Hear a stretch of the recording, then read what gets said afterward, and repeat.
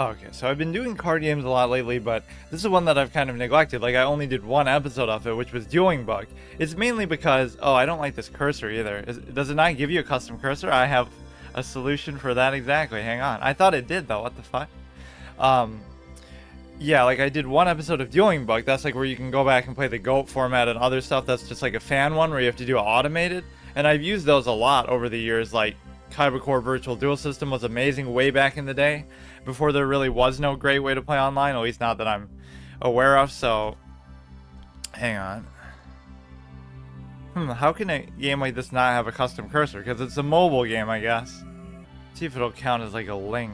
I guess not. Even though it's called Dual Links, all I have to do is change my base cursor. It doesn't count as me clicking a link. How ironic.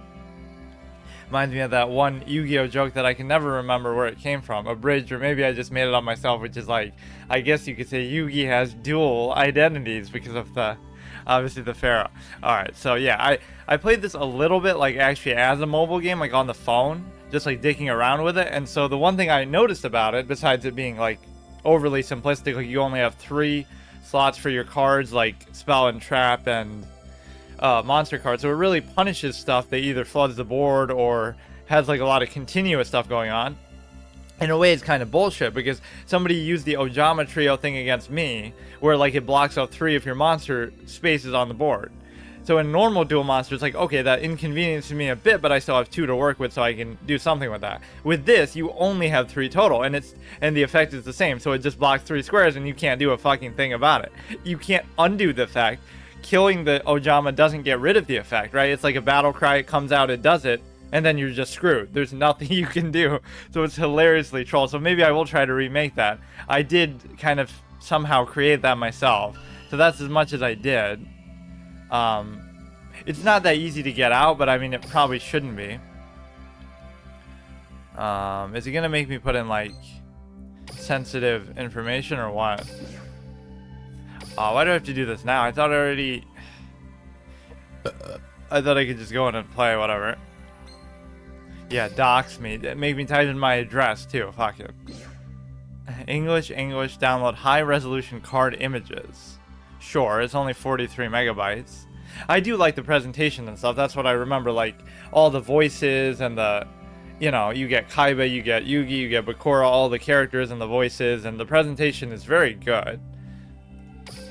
Although it does still have that mobile gamey feel to it, like, especially in the why does it take this long for 43 megabytes? What are you doing?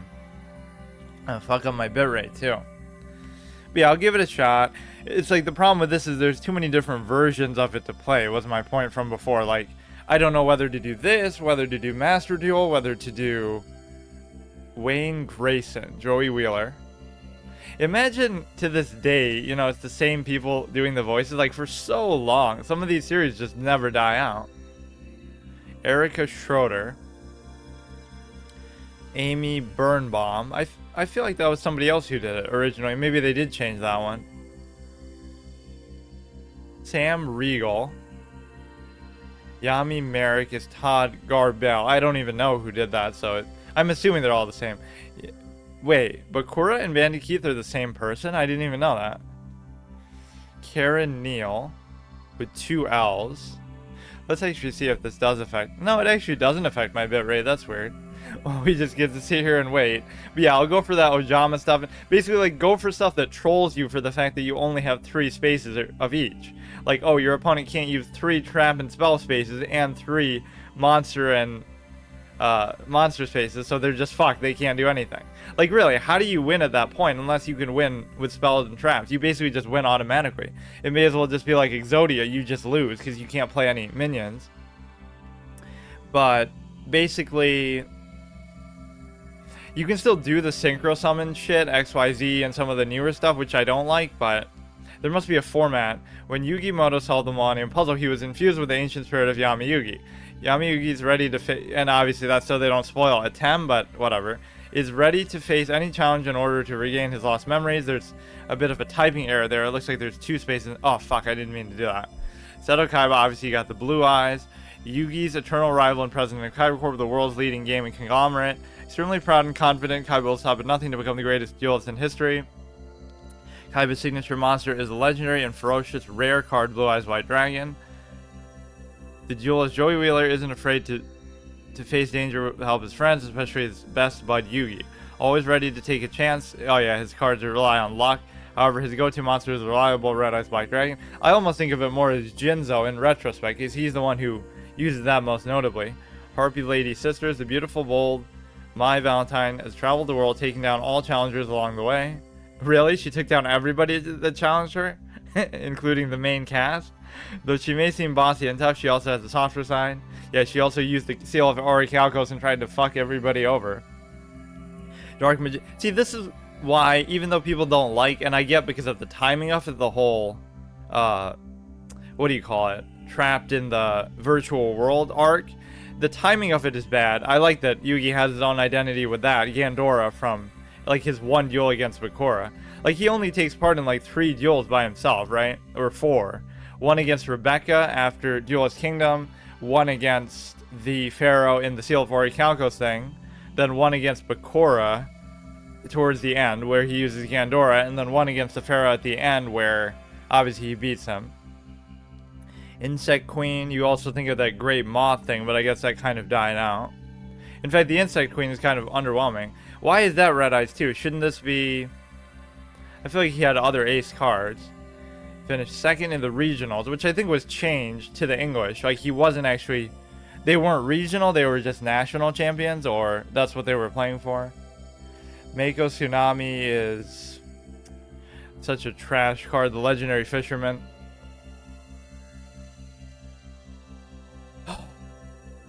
This is taking a lot longer than it probably should, but it'll be worth it. We'll get the fancy card textures, whatever that's worth. Lava Golem, you don't give him Winged Dragon of Ra? I think the god cards are in this. I'm pretty sure I saw them. That's weird. He endured his Gravekeeper, cruel and vicious. He enjoys... So I wonder if they have Yami Merrick and regular Merrick. They probably do. Like, they should even have regular Bakura, because he doesn't get enough attention. He basically just does nothing. Dark Necrofear. Well, yeah, that's what I was saying. People don't like the timing of the Noah arc, but it's kind of important, because otherwise a lot of these characters don't have any sort of dueling identity. In terms of, like, Taya only beats Joey at the beginning, and that's about it. She wouldn't be associated with anything. So it at least gives them a chance to duel once and have some sort of visual representation of what they would do and what their style is. So, like, even when they show in the intro of some of the seasons, they'll show everybody with, like, a duel disc, like Tristan and Taya and stuff. That image would make no sense, and there would never be a point in the series where anybody duels like that, like, besides the main characters, if it wasn't for that season, right? That's the only chance they have to shine, so I think it's kind of important. That's kind of a fun theme deck, too, is, like, just use only spell and trap card monsters, which kind of counters the Ojama. Well, no, it doesn't, because it would still count as taking up a square, so never mind. It would still require a monster space. Pegasus Relinquished. This is kind of a super overused card for a long time, unfortunately, which kind of shows you it was busted. The worst thing about it is, when he gets serious, his card Relinquish has an effect that enables it to absorb. It prevents everything on the field from attacking, too, which is kind of bullshit. What is the name of this card? Obviously, Skull Dice. Joey's really the only one who uses that. We just saw it, too, but I kind of forgot. What is it, 16? Oh, it doesn't even tell you. What kind of spell card is this? It's a normal spell. Can't believe I got one wrong. Who are the most common kinds of duelists in the world? I don't know what that means, but I would just assume that. Oh yeah, you get to, like, walk around and do some kind of RP thing. Or you don't really get to walk around, but there's, like, an overworld. In order to attack, monsters must be in, obviously, face-up attack position. What kind of spell card is this? That's a... I don't think it's a quick play, yeah. One of the Dark Magician things that just destroys an enemy minion. What best describes... I don't think Yugi uses that card, though. I think it's used against him by Arcana or whatever. What is the best that describes these things? Secretary. What are these other names? Here's just Ace card, Dark Magician. Whoops, I didn't read. Fuck, dyslexic. What type is this card? I'm pretty sure it's a spellcaster. This is a quick play, enemy controller. Kaiba uses that mostly. Fuck you. Got 2 wrong. What was the first one that I got? How am I supposed to know his fucking defense, even though it just showed it to me in the... This is pretty fun, actually. I like this. What describes his character? Loves games. When your opponents... That's why the characterization in, like, the previous... In Season 0 is important, because it's not like, oh, he just plays Duel Monsters. He likes games in general, right? Like, he's digging around with, like, stacking cards and other things, too. When you're... That's why King of Games makes more sense, because he's good at, like, everything, not just that. He could solve a Rubik's Cube, I bet, in 60 seconds or something. Let's finish the second part of the quiz, at least, before we start. When you're... So this is going to be free to play, so it's probably not going to be that enjoyable at first, but whatever. When your monster... This is, like, the first card game that I actually took somewhat seriously and got into. Like, I tried Pokemon a little bit when I was younger. I tried other things, but this was the one. I never really tried Magic. In fact, I won't say never really. I never tried it, period, until, like, just this year. When your monsters... What is that? Oh, it's just, like, loading. When your monster's attack is less than your opponent's attacking monster, you take damage both... What kind of a question is that? Why? Okay. What kind of spell card is this? Is it quick play for sure? Graceful dice or whatever. Now, in the show, they kind of distort that effect and they say, oh, it multiplies my attack by 3 times. That's, like, such a bullshit... pull it out of your ass type of thing, right? That people make fun of. Instead of increasing it by 300 points for rolling a 3, it increases it by 3 times. That's just like Joey trying to bullshit his way out of realizing he's gonna lose. Looks like a fairy to me. It's not just a regular Karibo, right? It's some other winged Karibo or something. Which type of cards remain? Oh, and that was one of my favorite decks too, is the sort of wave motion cannon thing, plus a lot of those blue birds that you flip over, a gravity bind. You just kind of lock them down. I love stuff in card games that prevents your opponent from doing anything. Kind of like the Iron Juggernaut that we see in Hearthstone. Like you summon it, you put a bomb that does 10 damage to them in their deck when they draw it, and then you flip the thing back. So it's not about summoning the Juggernaut to fight. It just does an effect that they can't prevent. It puts something in their deck that's just going to kill them, and there's nothing they can do to stop it. Like Exodia in this, where you can just one-hit kill. I'm not the biggest fan of that, but you also use only a 20-card deck, so it's possible that could be more pertinent. Like, it could come into play a lot more. And that, in fact, it could be laughably easy to get it. So there are a lot of exploitable cheese elements.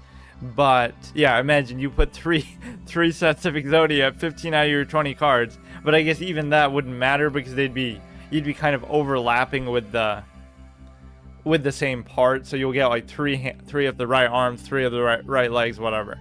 But this is actually pretty fun. I like this quiz. Like, how long will this go on for?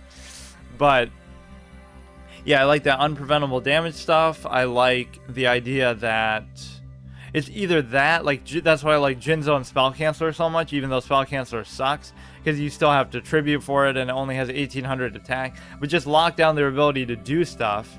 So I might try to do that here too. Unfortunately, you couldn't use more than one Jinzo in Go format, so that's why that didn't really work. There was some point at which I used 3 Jinzos, but I don't know in what format that was allowed. Maybe it'll be allowed even here. But yeah, I think you only use a 20-card deck, which is kind of laughably small. How the fuck is that going to work? I hope we don't go against a bunch of tryhards. Like, just give me some fun theme stuff. And don't make me play too much AI or tutorial stuff. Because like I said, I did technically play this a little bit, but it was different on my phone, different account, whatever. So just, I don't care. What type of cards remain in the spell and trap card zone after activation? Obviously be continuous. Well, it doesn't have that as an option, so it's a bit of a trick. Which card is related? This is some kind of hero, but I don't know which one. I don't even know. It doesn't even tell you. I'm not a big fan of that whole archetype with the heroes. What is the name of this? Not Grave Robber. I should know this if it's... yeah. Ojama fan, just because of how much you control your opponent with it. What is the name of this? Hero Signal would make sense. Even if you've never seen it before, you could probably just do that from extrapolation. What rank is the highest? King of Games probably should be. Which... oh, that would be like the Hearthstone equivalent of Legend rank would be King of Games rank, if you were like top in the world or something. Which card is related to this card? Dark Magician, I mean, related would be weird because they could, you know, elope together. I actually want to keep going with this. Let's. You would think it's not that low. I don't actually know offhand, but uses horror deck, cyber deck, insect deck. What type is this card? Machine, Bandit Keith kind of archetype. See, I like these simpler cards from a simpler time. It gets way too crazy, so we're still gonna suffer towards the XYZ kind of bullshit. What kind of... Oh yeah, that was the other kind of style of play. Either summon big stuff, like in the GOAT format, just have like a ton of 1900s and 2000s, like the Gorilla. That's one of my favorite cards. You can summon it for without a tribute. It's a 4-star, and the negative effects required to attack, which you'd want to do anyway if it's able to. So it doesn't even get punished like, oh, if it can't attack, it gets destroyed. It just has to attack, which is fine. And then I've never had that effect actually come back to bite me because it's always going to die before. Like if they summon something big, they'll attack into it and kill it. They're not going to let me have to do that. And of course, if it's in face-up defense position, it's destroyed, which means you can still set it too. But yeah, just summon big stuff, get it to stick, and try to win by brute force power like Kaiba does with the Blue Eyes at the beginning of the series. That's like his whole philosophy. Or even like Blue Eyes Ultimate. The problem with that is there's a lot of removal and easy ways to just destroy stuff. But which in the show you don't see that happen as much. Like, oh no, he summoned the Blue Eyes Ultimate. I'm just going to use Magic Mallet or whatever, Heavy Mallet. Or I'm going to use Fissure, or I'm going to use, you know, one of those basic removal cards that would be so easy. Or Magic Cylinder or some dumb shit. I forget how many life points you actually have in this. But, yeah, either that, you get big stuff to stick, or you do, like, stuff that does unpreventable damage or prevents them from doing anything. Which is why I like that Ojama thing so much. Maybe they changed it because of how bullshit that is, but it's not super easy to get out there. So it's like one of those conditions, like, oh, you know, Exodia is bullshit if you just start with it. But the likelihood of you doing that is actually substantially higher in this because your deck only has like 20 cards. How long will this quiz go on? I actually want to see. This is a normal spell like the Flute of Summoning Dragon, which works very different. Oh, here we go, here we go. This is the one that actually does it, I think, too. They're even teasing me with that. Obviously, Rex. I never really liked Merrick's character, because he's like so... He's all talk, he can't stop talking about how overpowered Ra is, but then he even loses like every time. He only beats Mai because of the bullshit like, oh, you have to read the ancient chant. And then he only beats Joey because of some bullshit that never gets applied in the rest of the series, like... Joey still has life points, yeah, but he thinks, oh, he can't withstand there's no other point where they really show that. I guess, like, Yugi can't withstand the Shadow Realm in general, which makes him look like a bit of a pussy in, because, like, Joey can withstand it, and Mai can withstand it, so how come just regular Yugi can't withstand it at that point? So that means he's just too tiny and weak and young, even though... Like, Joey can just stand... Not only can he stand up to it he in his normal form, because he doesn't have, like, an alter ego to bail him out, but he can withstand an attack of a god card in a way that I'm sure little Yugi wouldn't have been able to at that point. Where are fusion monsters placed before they're summoned? Fusion zone, or... No, extra deck, I mean... What kind of spell card... Yeah, that's what's so fun. There was a point in Yu-Gi-Oh! Where you realize, like... Oh, there's also that Dawn of the Duel one I should try. That's a good one. Also fan-made, but there was that point where it's like either Synchro Summon or XYZ or whatever, where it became like your first turn lasts like 5 minutes and you get to play like out of all the extra decks and this and that. And so it's not that your opponent can't do the same thing. It's not a complaint of like, oh, I'm gonna lose and that's busted and it's not fair. It's just like, is that really fun to just... The first turn should have severe limitations. Like, you just summon a monster, you put a card face down, and that's it. Then after that, you can build up to something more bullshit, but it's like playing out of the hand in the graveyard, and the deck is like very uninteractive because there's nothing your opponent can do about it. What kind of spell card is this? I mean, it even shows the symbol on there. Like, what? How are you? I guess they don't expect that you know the symbol. They're obsessed with Gazelle, dude. How many? Dude, I want to keep going. What is the name of it? Relinquished. We'll go to like 50. Metal Morph, we know that. I like that a lot. What are the lessons at the Duel School where you can learn about dueling called?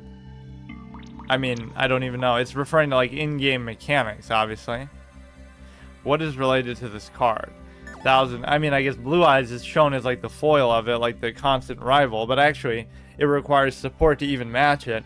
The more logical rival would have been Blackluster Soldier from Yugi, but the problem with that is they're never summoned against each other. They never fight each other. They even work together, like with the Dragon Master Knight, like the most underwhelming fusion ever, where you go double fusion. You go 3 Blue Eyes into Ultimate, which is only plus 1,500 attack, which is, you know, would you rather have 9,000 attack on the board or 4,500? That's again Kaiba's like sort of idea of just brute strength, even though you're overcommitting to a single minion. So that in a way, even that's a bad fusion, to give up 3, assuming they're on the field, which often they shouldn't be. We give up 3,000 monsters for a single 4,500, but then you give up a 4,500 and a 3,000 for only a 5,000 with no really great effect. I forget what it is, but it's not that good. It should be like it gains 500 for every dragon in the graveyard, but I think it's only on the field. So that would give it at least a guaranteed, like, 65, because you get 5 for each Blue Eyes. Which best describes it? Is a cheater, plays fair and square, doesn't care about winning or losing. I mean, he technically did cheat, but he was just following orders. Is the manager, is the CEO, is the vice president. High school student, middle school student, college student. Yeah, who also elopes with Mai, who is like 30 or something crazy like that. What type is this? I think it's a warrior. Blue Eyes White Dragon. Don't get me on some spelling typo shit. This is pretty fun, actually. Just like, is it machine? No, it's warrior. One of those stupid hero things. Well, some of these are asking me about bullshit mechanic thing. Okay, last one. Normal spell, continuous spell. So really that should be like a field spell, if you think about it. Like maybe they didn't think of field spells at that point, or that's what it really feels like. What is this character's ace card? I mean, it could be anything to do with the Harpies, really. I have no idea what that is. But again, you can just extrapolate from the picture. Which of these are printed on a spell card? Magic power card type symbol. Yeah, like in this game, nothing really has a cost in terms of spells, right? There's no elements, there's no energy like Pokemon or Magic. It's just kind of like you can just do them. So if you have like 10 spell cards, you can just play all 10, assuming they don't have like a cost built in, like discard cards and stuff like that. Actually, I don't know if you can use like some of the illegal cards like Pot of Greed, or it felt very unrestricted. Like you just kind of do whatever you wanted, which is fun, but obviously easily exploitable. What is the name? I'm pretty sure that's it. I always like those sort of spell and trap card monsters. There's not too many spell ones that I remember, but there's like this really high defense one, like 3,000, that you can just play as a trap card. What type of summons can be performed multiple times in a turn? Super summon. This is a quick play, or I guess wait.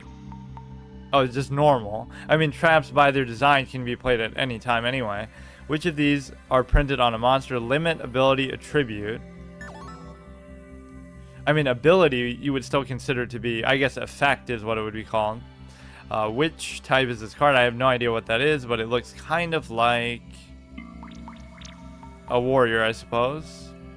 It keeps repeating the same stuff over and over. This must be a field spell.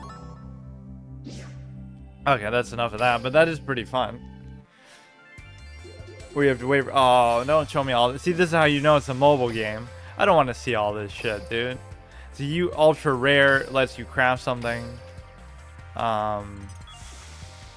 Login, but see, this is what turns you off already. It just throws all this shit in your face. Hearthstone does this when you come back after a long time. Magic didn't really do that.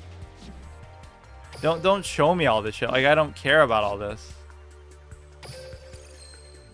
10,000 gold, which I don't even know what that is or what you're gonna do. Just buy packs with it. It's like, what even happens? Like, this is my first time on this account at least opening the thing, and it's just bombarding me with, now it's gonna make me do some stupid tutorial stuff. All new main box 41 is here. Instead they want to advertise their shit. Shining Sunrise.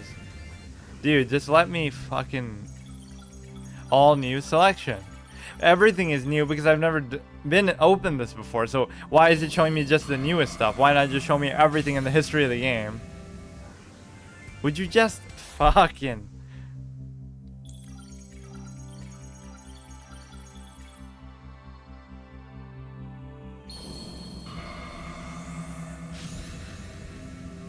This is hilarious. Like, you just open it and you just want to try it out and it bombards you with all this shit. Like, I don't care about all that. Like, pretend it's somebody who doesn't know anything about Yu-Gi-Oh! Like, you don't want to get bombarded with this shit. You can exchange the card tickets, complete missions to unlock Mokuba. Oh, you'd have to unlock the players as well. Or maybe it somehow is acknowledging my... Like, how would I just play somebody... You probably have to do some tutorial bullshit, man. Why is it always... If it's the duel you want, it's the duel you'll get. I don't even know what I'm using. Kaiba deck. Okay. Haley. Now, this is not another person. Why does it look like that on the sides? Like, why is it so narrow? You can't There can only be one winner, and you're looking at him. I'll take you on. Duel. There's no, like, optimal... Let's see how loud this actually is. Seems pretty loud already. I guess I won't turn that up. How do you make it wider? Like, why is it so narrow? Is this really how it's supposed to look on PC? That's so stupid. I do like the dual log thing, though. You draw. It even tells you everything you draw. Banner of Courage. Yeah, see, I like how simplistic this feels. I would rather play with cards like this because sometimes less is more. It's like the Chaturanga. Oh, you have to tribute for that. It's like the Chaturanga effect. All the pieces in Chaturanga are worse than they are in chess. The elephant sucks. It can only move 2 spaces. Instead of the bishop. The advisor sucks compared to the queen. It can only move 1 space diagonal. But it makes it sometimes more fun because it's not as overpowered and bullshit. Like, you know, everything is just less is more. Because you have to do more with it. You have to find ways to make it good instead of it just already being good.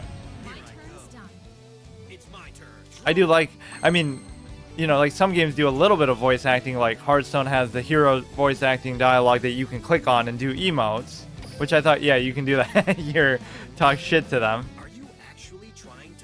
Even though it's my turn. Hearthstone does the hero voices and the card voices. This has like a ton of stuff where they say like what they're doing as they're doing it. Like I play a spell card, I play a trap card. And Magic doesn't have much of that at all, unfortunately. So it's interesting to see what extent they go to with that. It's gonna start pretty easy. I don't know how long it's gonna make you wait before. There's no reason to tribute. Let's just get other stuff out there. 1300. How do you... Yeah, we'd rather look at that than just a blank screen. Okay, I guess this at least makes it make more sense how it's... How do you even attack? Oh, we're not even in... We're not even in the phase.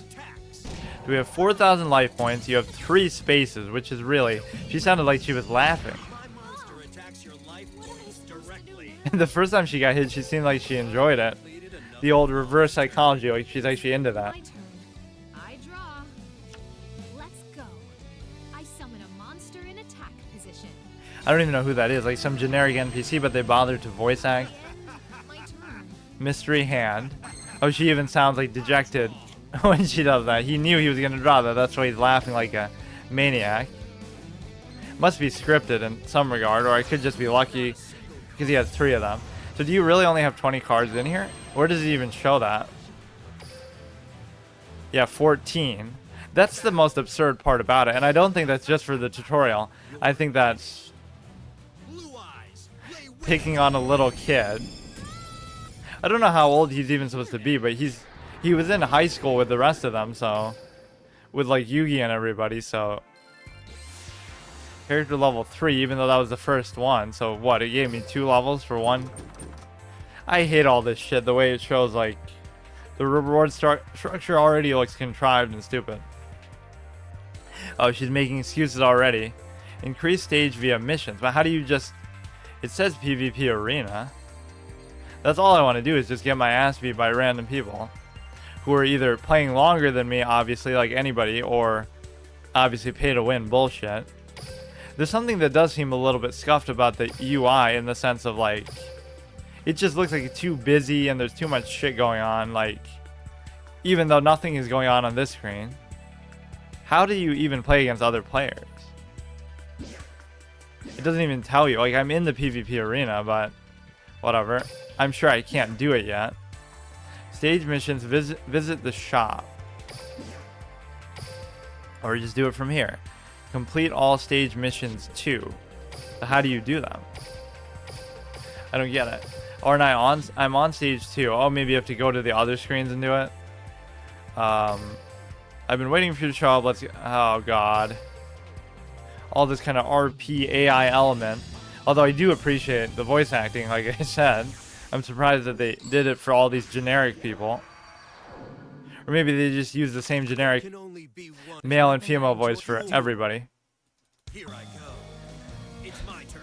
The classic Hitatsumi Giant, but there's no reason to even do it. This is better. I don't remember him ever using that, but maybe he did. Fire Ryu. Here goes. Fiery Aru. Oh yeah.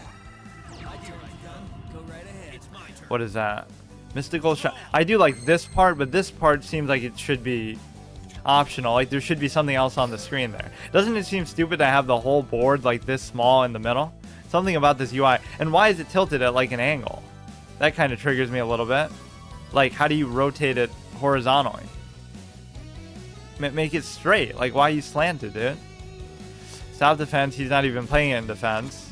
1,000, 1,200 here. I summon a monster in attack position. That could get old watching all that, but oh fuck, whoops. Didn't mean to do that. Will now battle. Whatever. I mean, these are gonna be easy enough. Am I gonna lose to the tutorial on this like I lost in Magic because I didn't know? Imagine if I had some permadeath situation for that. I'm not even looking at their effects or anything. Like, it's all, most of my stuff doesn't even have effects. 700, 900, 1,000. Yeah, he believes in strong, beefy monsters, by the way. All this garbage, 13, 12, and 1. Like, what kind of shit? Okay. I gotta get used to the way that this works. Stuff is just way too weak. Like, this is a free-to-play player versus a pay-to-win player, by the way. Is what they're trying to get you used to. This is how it's gonna feel when you actually play against other people. You just won't have stuff that can match with theirs. But then why not play it in defense mode? The first move I can understand because he went first, so he didn't know what I had. But now he knows I have these very threatening 1,000+ attack monsters. I draw. How's this? I like how they sound kind of exhausted towards the end. Obvious than my strategy. I love his random laughs. You gotta remember to change the phase. Game over. I like the presentation and everything, but yeah, we even did an honorable kill, get him exactly to 0. So at what point can we just go against other people? And I do like that you can save replays. Not that I would need to, but just for other people. If it's some crazy bullshit game. Shucks, I lost. Maybe next time I should bluff by setting up a spell card instead of a trap. Yeah, that is a pretty good mind game. You put something down and they'll think it's like Mirror Force or something. I'm assuming, first of all, why do you start on stage 2 and not stage 1? It should at least tell you if you click here, like, you have to get to like stage 10 or something stupid, so whatever. We'll just beat up on AI like usual in this first episodes of these things. Duel Studio is probably some cosmetic thing. The feature that allows you to view the details of cards and skills. Oh yeah, certain characters have abilities too, which I tried to not use because it seemed kind of bullshit. It's like almost like a hero power in a sense, like Destiny Draw or whatever, where the Pharaoh can just draw whatever fucking card you want because he cheats all the time by doing that. Ranked Duels Platinum. Would you like to watch it? You can get 5 gems for why would I want to watch a replay of something? Be my Mind Slave, the Strings, the Quiet One, and Wielder of Slifer, the Sky Dragon. Yeah, let's get destroyed by this. Why not? Level 20. I don't know what that means compared to me, though. Like, how would it know what level like, my character level might be 3, but in terms of, like, deck quality. Let's see if he actually gets Slifer out there. I wonder if they actually have some of the anime cards, too, with those effects, too. Like, if he does that slime. Like, what kind of rule set does this really use? I think I'm going to just get destroyed. This is meant as something that you can do later. Let's do this. I summon a monster in attack position. We'll Just now attack battle. there. Watch and learn. I attack with a monster. It might look like trash, but I'm sure he has some crazy effects just to try to generate stuff on the board. And actually, you're pretty likely to get Slifer because you only have 20 cards in there. Or maybe he's trash too. Actually gonna beat strings. 9, 9, and 9. Why you gotta have Come. 3 of the same thing that's so shitty when you only have 20 cards to begin with? Like, I'm sure you have better stuff than that. Watch and You'd rather have 3 of these instead. attack with a monster. Turu Purin, or whatever.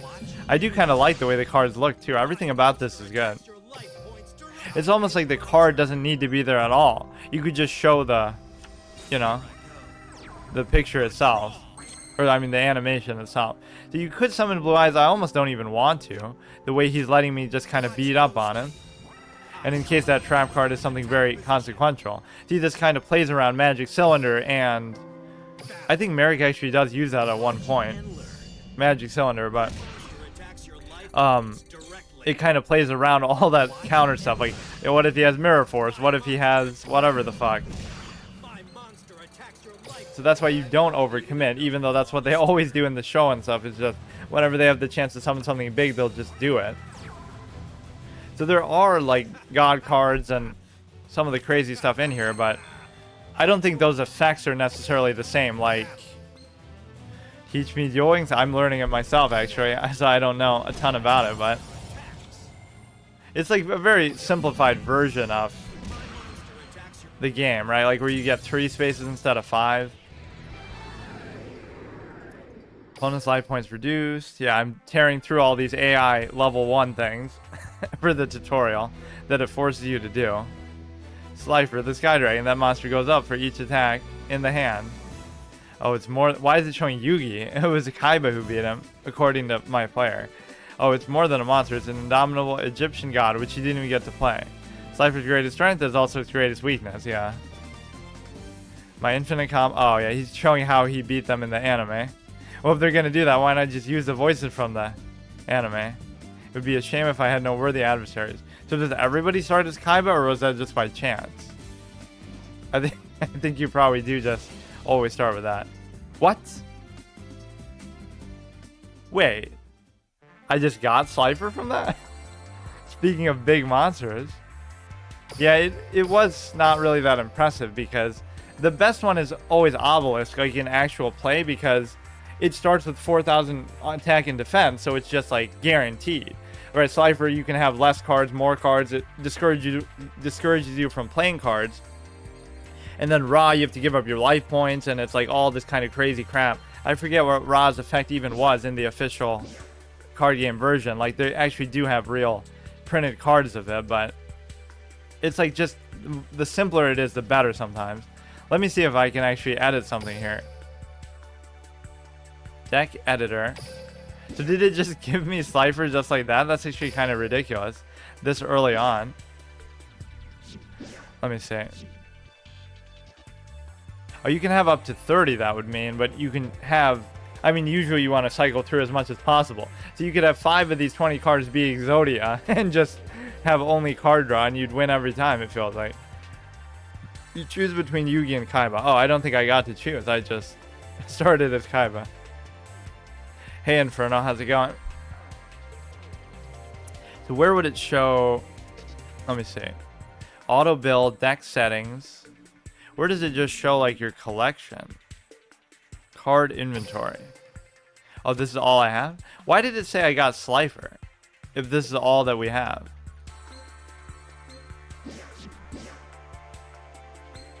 Monsters.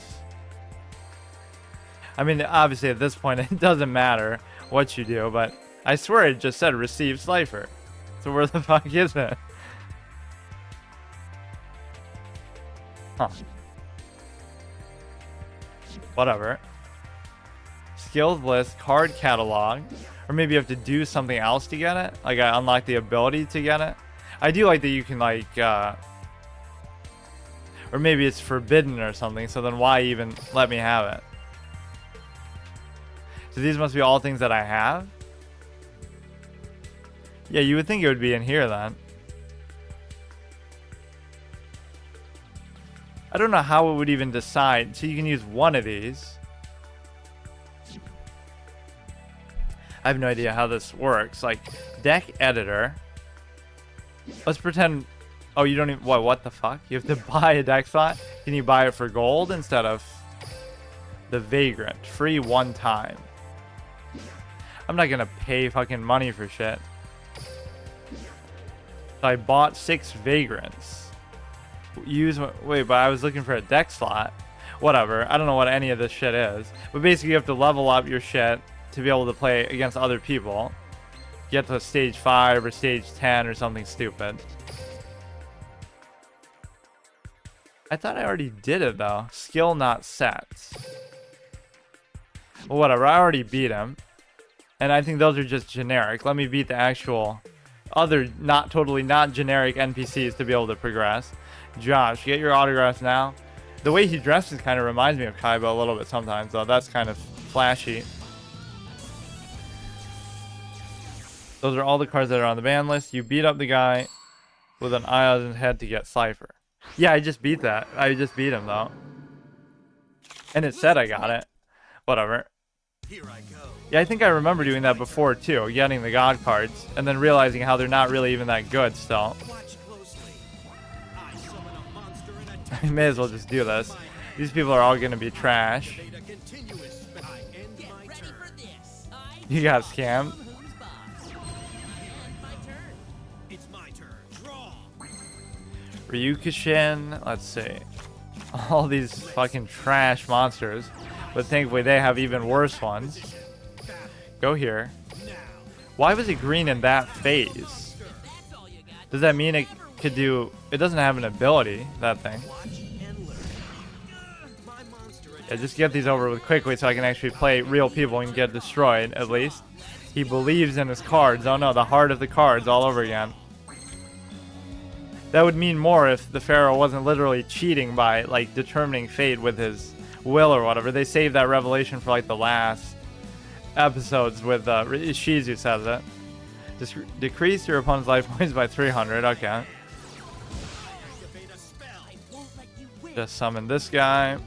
I do like the whole UI and stuff. Like, it's just very smooth and... Except for on the... Maybe the overworld looks a little tacky. Because of all the mobile game, whatever, overwhelming shit that they do. Imagine voice acting all these generic characters. That's actually kind of impressive. How many of these must I have? Throughout, like, all the stages and stuff. Oh, snap, I lost, but that was awesome duel. You got some really amazing monsters, yeah. Except you didn't get to see any of them. Really? You want to duel me? That's so sweet of you.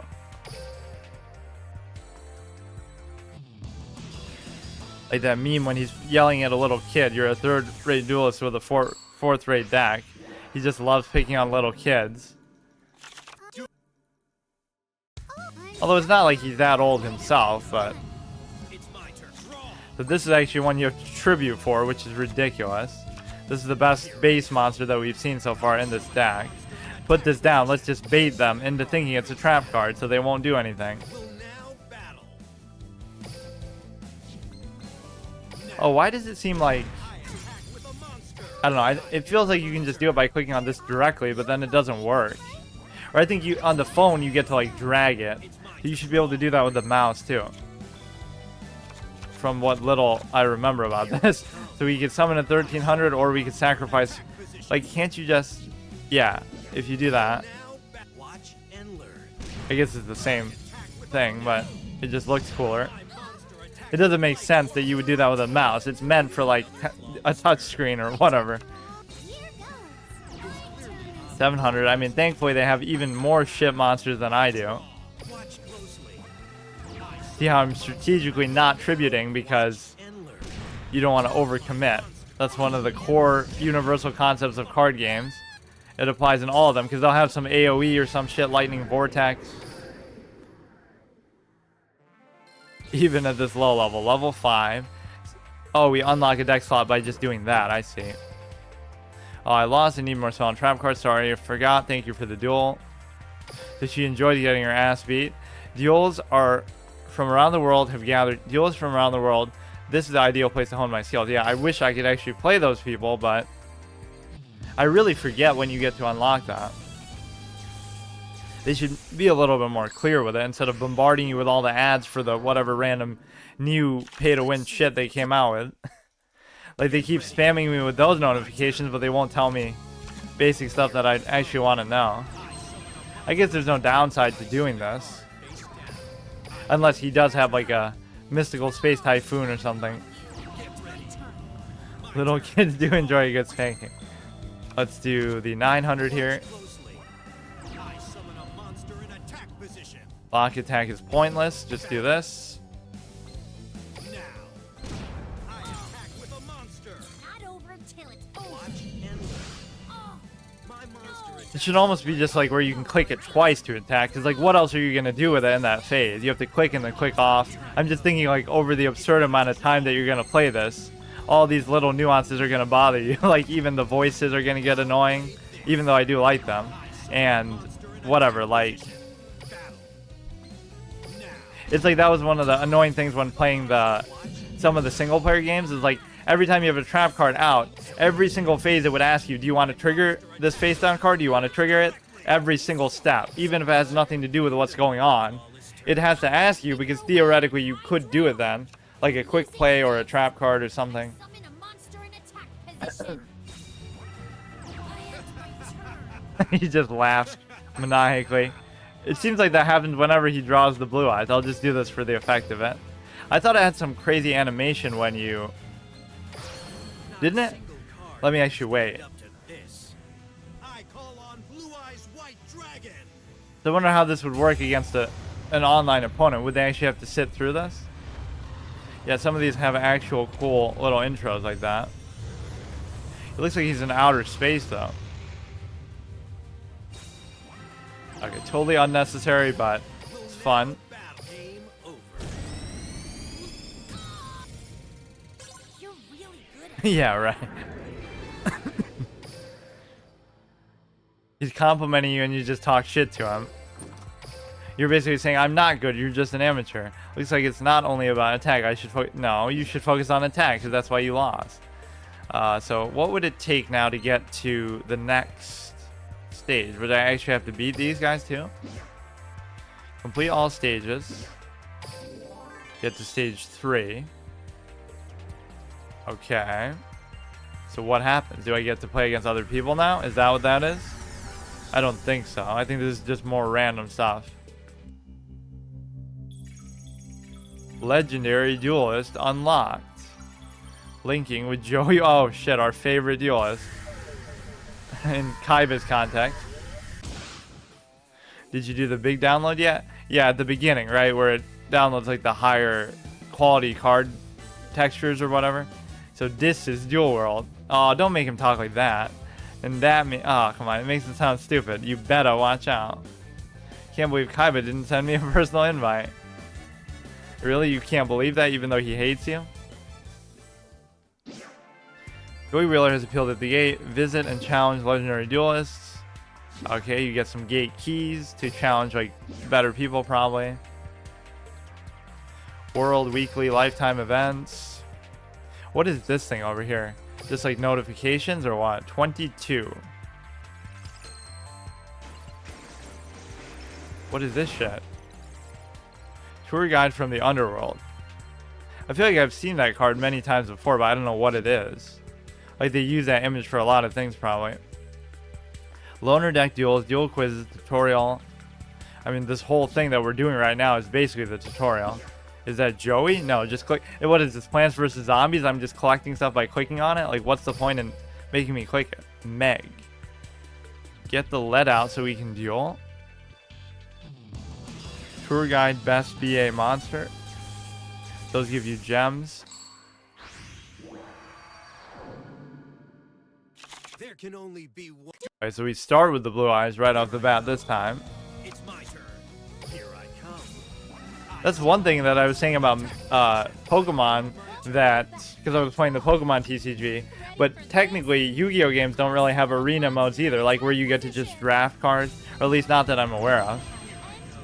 I can't believe they don't give you a custom cursor like this. Like I had to use my own.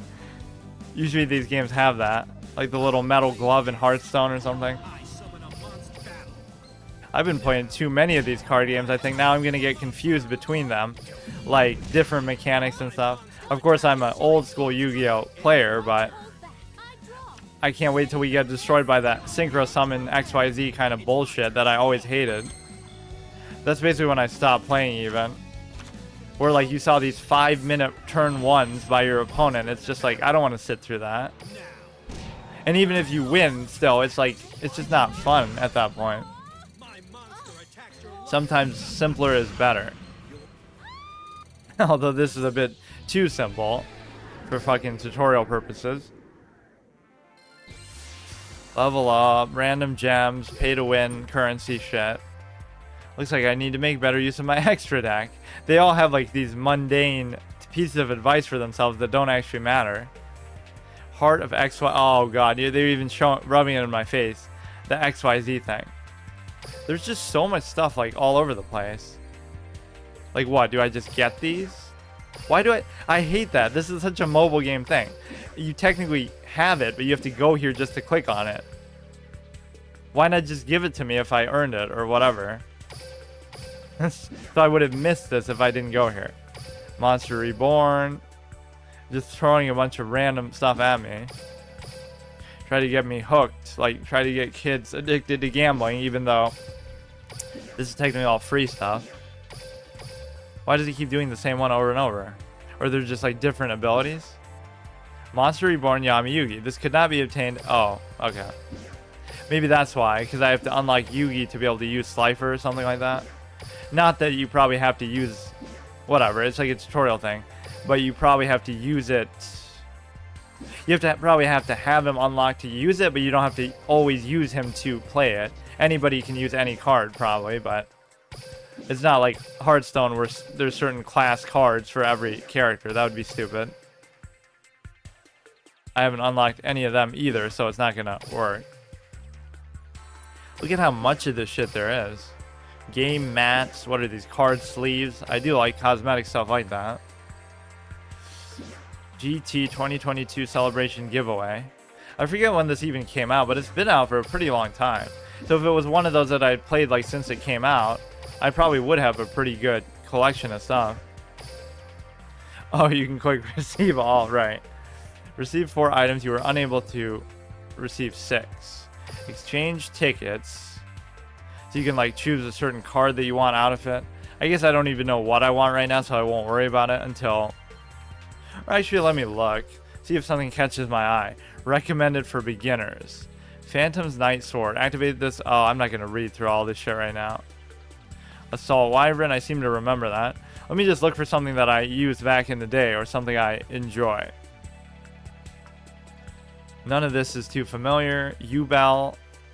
Oh, I always love those Fiend God cards or whatever. The evil God cards. I forget what they're like knockoffs, but they're pretty cool too. Anything here that stands out to me? I remember this one. Lower while your life points is lower than your opponent, the equipped monster becomes 2,400. Otherwise, it becomes 1,000. I think I remember using that a bit. Ultimate Tyranno, I definitely used. This can attack all monsters your opponent controls once each. During your battle phase. 1, 2, 3. So basically, like, why wouldn't you use this instead of Blue Eyes unless you have some Blue Eyes synergy or commitment in your deck? If you control an Ultimate Tyranno that can attack monsters other than that cannot attack. That's actually pretty fun. I like that. Tyrant's Tantrum. Oh, it's obviously alphabetical. That's why it's saying so many tyrant things. Legendary Fisherman is trash. I always used to use this, but it's not really that good. It must have countered certain things, right? Things that, like, because they can't use any sort of revival cards or, you know, Monster Reborn or any kind of shit like that. What else is there? I might just get that one just because I like it. The Tyranno. Silent Doom is obviously one of Kaiba's signature cards. Target one normal monster in your graveyard. Special summon it face up defense position, but it cannot attack. It cannot attack ever? Or just that turn? Sometimes the card text can be pretty unclear. Like, there's so many different ways to interpret the rulings, where people have these super nuanced debates.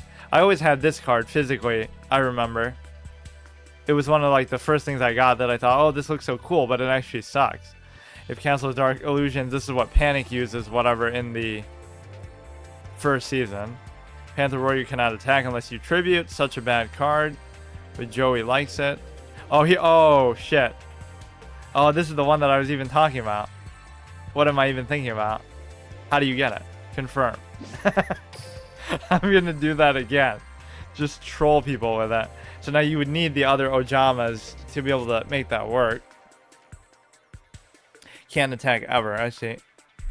It's such a troll thing because you only get 3 monster slots in this mode. Like, what is that about? Let me look, actually, get all the Ojama shit again. That's like the only deck that I use, I think. Now, why would I need more than one of them, though? I already have it. Select up to 3, because it goes in your fusion deck anyway. So you need Ojama green, yellow, and black. And you just have to use polymerization, whatever. I wonder if those would be in here too. Why don't I just save these for later once I decide like what I actually want to do? Or does it... Oh, it expires too. But I mean, that's a long time away. Skill ticket. Draw, sense, spell trap. Destiny draw. Whatever. I'm not going to waste this stuff until I kind of know what I'm doing with this. Although I do kind of hate that aspect. You're going to lose to some kind of hero power that kind of breaks the fourth wall, you know, that has nothing to do with what's in their deck or what they're actually doing. Right? Like, there must be a way to play a mode that doesn't allow that or something. Or I would just choose not to use it because I'm honorable like that. Dark Necrophore, Bakura's card. I think if I had all the heroes and stuff, I would probably use Bakura. I just like his voice and everything. Wu Lord of Dark World. I remember this card a little bit. If it's discarded to your graveyard by a card effect... What? If this is discarded to the graveyard by a card effect, if it was discarded by a card... Why does it say that twice in a row? You can target up to 2 cards your opponent controls, special summon this from your graveyard, then destroy those targets. So it's a very specific effect, but it's pretty good. This is obviously a classic, just to deal damage to them and sacrifice. Basically, you can look at it like you're destroying 2 of their monsters, but you have to have some way to control this then. Otherwise, it will destroy you too. I remember doing that a lot, actually. Like, I would give it to them, but then they would just kill me with it because I didn't have adequate preparation for it. Some of these are just trash. You call this ultra rare? I think this is the one I was talking about with the high defense. No sacrifice, 2500 defense. Good way to sort of guarantee a tribute. And you special summon it anyway, so you can do it on your turn too. Wandering King Wild Wind. I've never seen that card, I don't think. The Blazing Mars. Yeah, nothing really is jumping out at me there. Fine, let's just try to beat some of this AI stuff until I can actually obtain XYZ. Oh no, I'm never going to use XYZ, man. I hate that. I don't think I ever have actually tried to do it. Because I just see people spend so much time. That and synchro summoning, right? Just so cancer. There are a few ways you can cheat, but cheat out Ojama King, like that 1-foot monster, Smith Illusionist. Yeah, but most people probably aren't going to be prepared for that. Dark World wordings. Kind of crazy how stinky poo-poo Dark Worlds are in Dueling. Really? Okay, let's do this guy again. This is like our MVP card so far. It does make you do these tutorials a bit too long in a lot of these games, unfortunately. Like Magic took me 1 whole stream just to do that.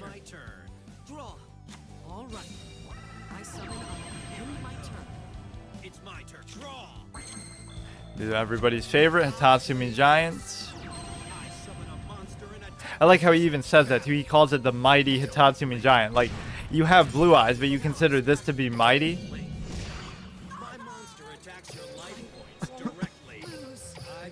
And I like how Yugi treats his deck, like in that first episode, as like, oh, my grandfather's deck is so good. And then he has all these other cards, like Blackluster Soldier and Magician of Black Chaos and all this stuff, but none of those get played in that duel. Only Exodia saves him. All the rest of his cards are shit. I guess Dark Magician and Gaia and stuff are good, but most of his cards are just garbage. So he's holding back his true cards for some reason at that point, just because they hadn't thought of them yet or whatever they were doing. It almost makes me want to try an Exodia thing myself, because again, if you only have 20 cards, doesn't that make it kind of broken? You can just have a bunch of card draw, which is already broken if you do that with a 40 card deck or a 60 card. Well, maybe not with the 60 card deck, but that's why Graceful Charity and Pot of Greed and stuff are so crazy, because they just cycle through to whatever cards you really want. Here I go. So the less cards, the better. From my hand, May as well just do it. activate a spell. Cards like that end up being trash, though. Let's do this. Like anything that just does direct damage is pretty weak. Draw. How's this? Not sure if they still are, but the In attack position. Grapha's release, it was the most expensive deck as well. My turn's done. Go right Fiery Eye. Draw. So how about Master Duel? Is that better than this? Or that kind of just came out this year, didn't it? I summon a monster. I'll have to try that too. Now, You would think that would be better, but like how they're doing Pokemon Live instead of the TCG. monster attacks your I don't think I'll go down that easy. Draw. I choose this card. Although I guess since you only have 4,000 life points, because some of these have 8,000, you would be better off trying to do direct damage to the face a bit more. Like a lot of just out of the hand cards. It wouldn't be that hard to do 4,000 damage out of your hand, like just with 3 or 4 spell cards, right? There are some that do like 800 plus or whatever. Level 6, level 7, you're getting all these trash cards as a reward. Shucks, I lost. Next time I should try to bluff. Oh, everybody has that same idea. So I'm assuming this is what you really have to do, right? Just like you have to beat these NPCs to keep advancing. Like, at least it should tell you when you unlock PvP. Like, just... It doesn't even say anything, dude. That's so weird. Like, that's the whole reason why people play stuff like this. So this is all just hero stuff. Tickets are good to unlock kind of rare stuff. So you can beat this chick again. This guy's kind of hiding in the back. And we've already beaten this guy, too. In, like, the stage 1 or whatever. Josh.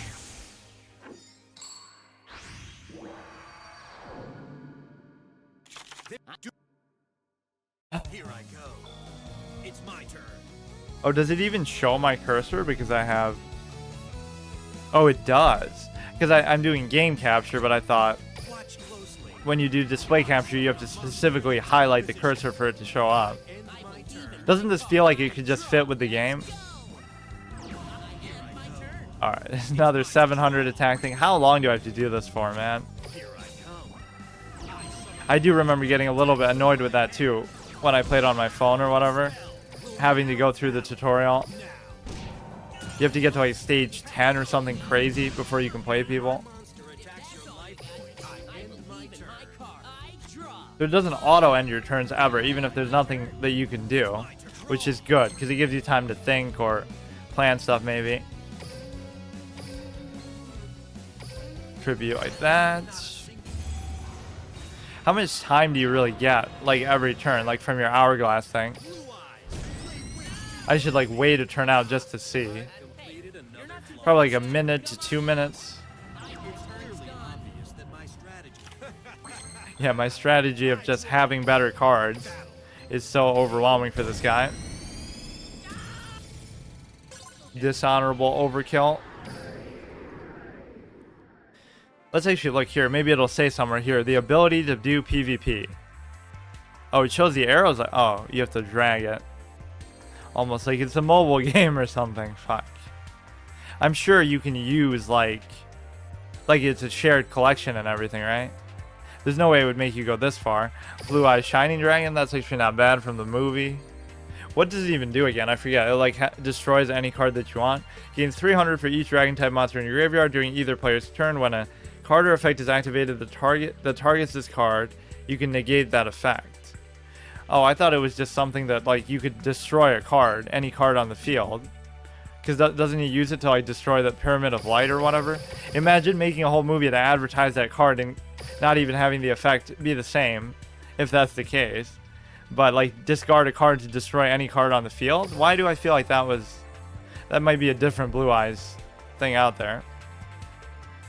What, you do Lord of Dragons twice? What the fuck? That's kind of lazy. Alright. So you use these keys on the portal to do something. I forget what it is. That would be here. Let me see. Yeah, it showed me I could fight against Joey. Level 10, required items. Wait, I don't have the required items though. 7 out of 14. Seems you can't get to the next stage unless you defeat me first. Step right up so I can knock you down. It just said I have 7 out of 4. Oh, maybe one or the other. But this is a good old classic rivalry, but of course Joey never beats Kaiba. It almost makes Merrick look even more shit because Joey basically beats Merrick and then Kaiba beats Joey. So that implies that even if Kaiba beat Yugi, it wouldn't be a big deal because he would just beat Merrick anyway. Right? Like Merrick wasn't that intimidating if even Joey without a god card could beat him. Because in the context of the show, the god cards are treated like... Oh, you might have to actually do this. Select one face up on your opponent's... Okay. Wait.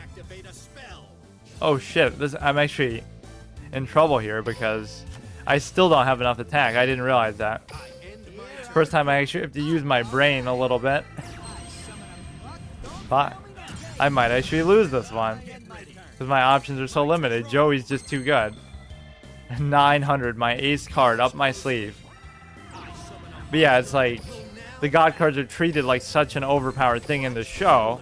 So the fact that you have one should mean you automatically beat somebody even at the same skill level if they don't have one. I summon a monster in attack position. I end my turn. It's my to draw. This guy is also not bad. Play this. I summon a monster. Will now battle. Yeah, that was one of my favorite decks ever too. Not in this, obviously, because I only played it very little, but like in general, old school was like using Spell Canceller and Jinzo. Even though it's arguably not that good, I just love the idea of canceling out stuff that they're doing.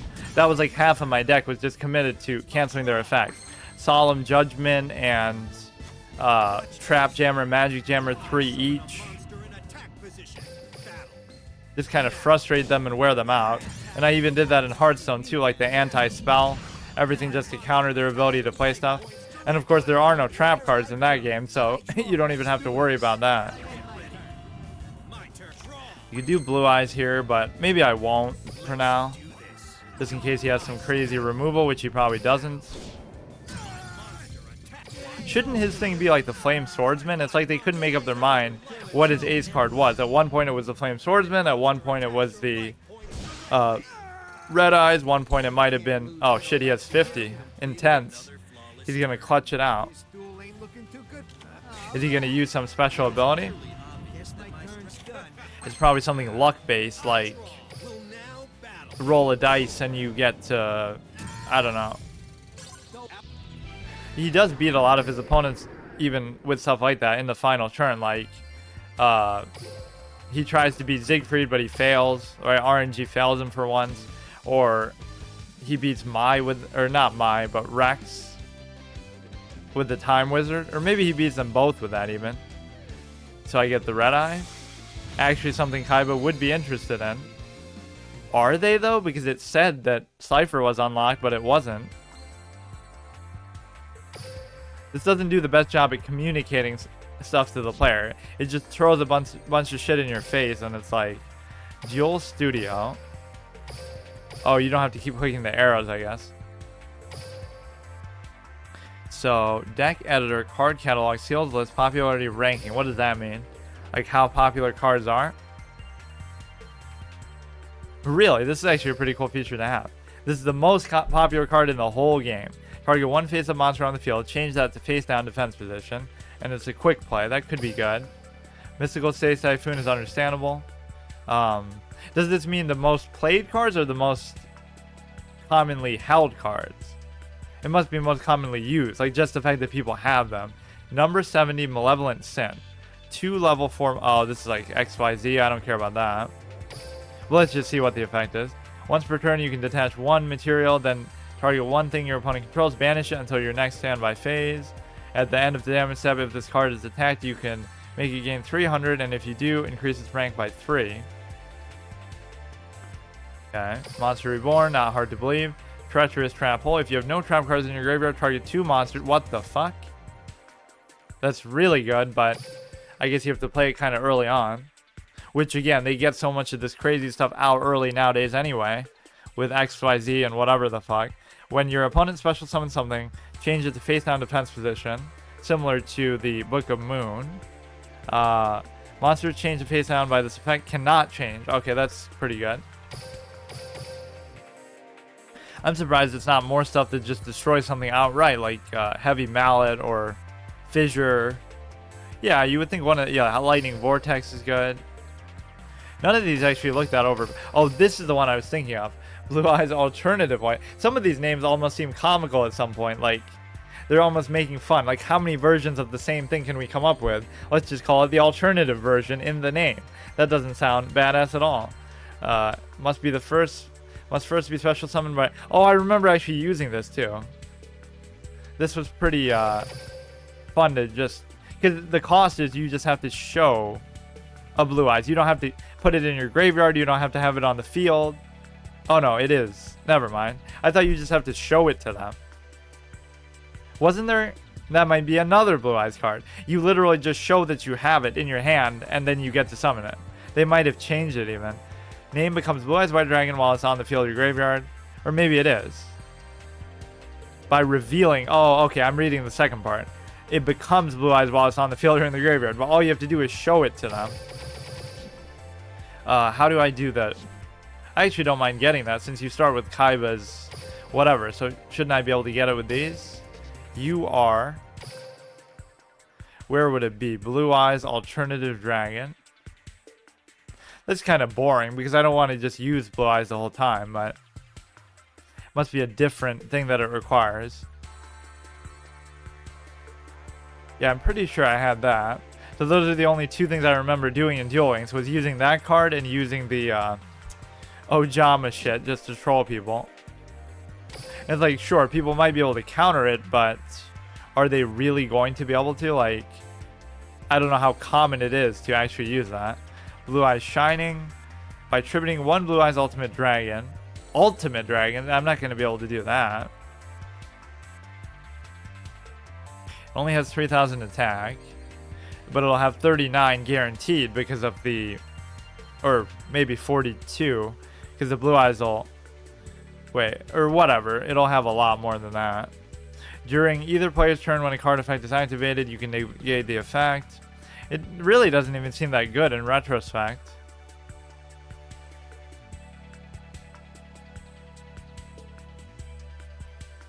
This I always use. I just like beefy stuff with high attack. Cannot attack directly. That doesn't require, like, even the Goblin attack force and stuff. High attack stuff that can be summoned very easily. Orgoth is one of Duke's cards. Yujo Friendship. Offer your opponent a handshake. Well, I guess you can't play this online then. If they accept your handshake, each player's life points become half the combined. If you have Unity in your hand, they must accept the handshake. Non-consensual handshakes. They're teaching kids. Alright. Let me do... What else am I even supposed to do to be able to advance? There was one more chick to beat here. Oh, they keep coming though. Fair warning. She looks a little bit like... Isn't that kind of clothing that Teo wears? Fair warning. No one's stopping me from claiming the crown of Duel Queen. Facing tough opponents, try rearranging your deck. Try buying stuff with real money. Going second.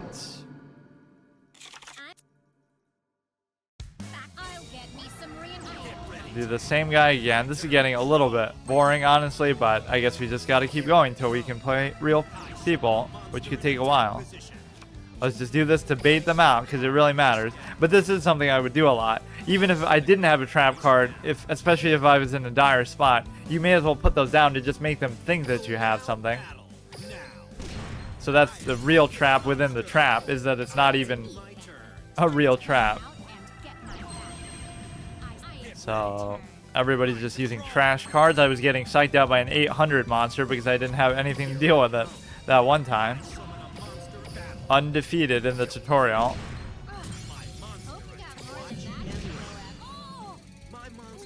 I like how fast some of these animations can be, but you have to kind of spam quick to skip some of it. I don't even like summoning Blue Eyes sometimes because, like, I'm just gonna win anyway. It just kind of wastes time. But obviously it's fun for the RP of it, I guess. I had recently downloaded the game, haven't played it all summer. Yeah, I don't know if it's still really that good. Maybe everybody switched over to Master Duel.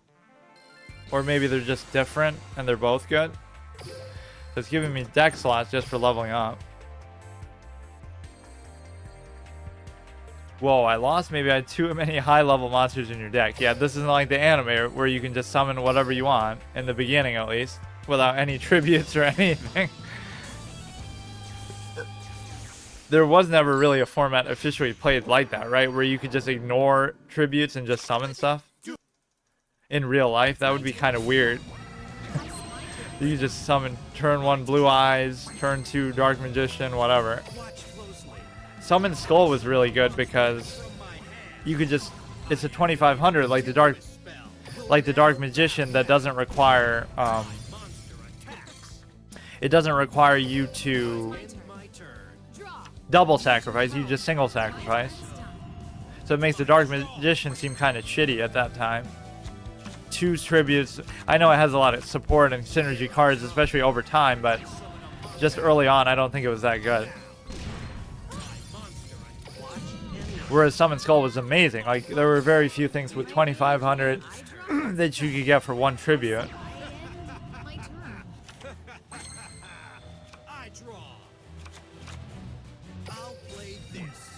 What are his lines anyway? I execute my strategies perfectly. Something. I execute my strategies perfectly. Something you can never do. Play your next card. Not that it'll be around for long. That's nothing special. I have 36 copies of that card. I think I remember the AI saying stuff back just to kind of mock you when you would do that. Maybe some NPCs do that.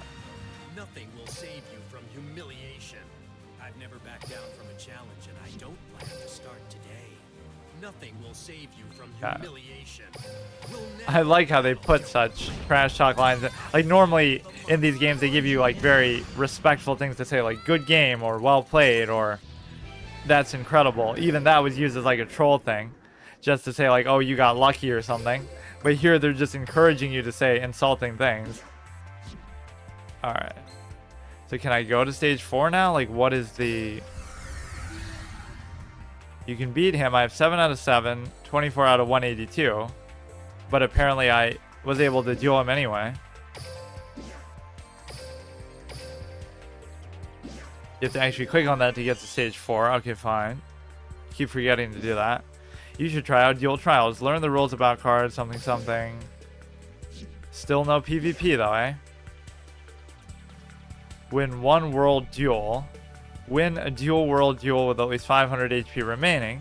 Complete duel quizzes 1 to 5 in Duel Trials. Complete all stage 4 missions. Oh, I think I remember this guy. He's like the shifty little card trader thing. So what does that mean? You can just trade a card you have for another card? Or you can trade them in for something? Please trade your X jewels to me. Upgrade to Prismatic. Upgrade to Glossy. Okay, this is like cosmetic stuff too. Results booster. I don't know. None of this matters to me right now. I'm not aiming for the title of Duel World Queen, just enjoy the...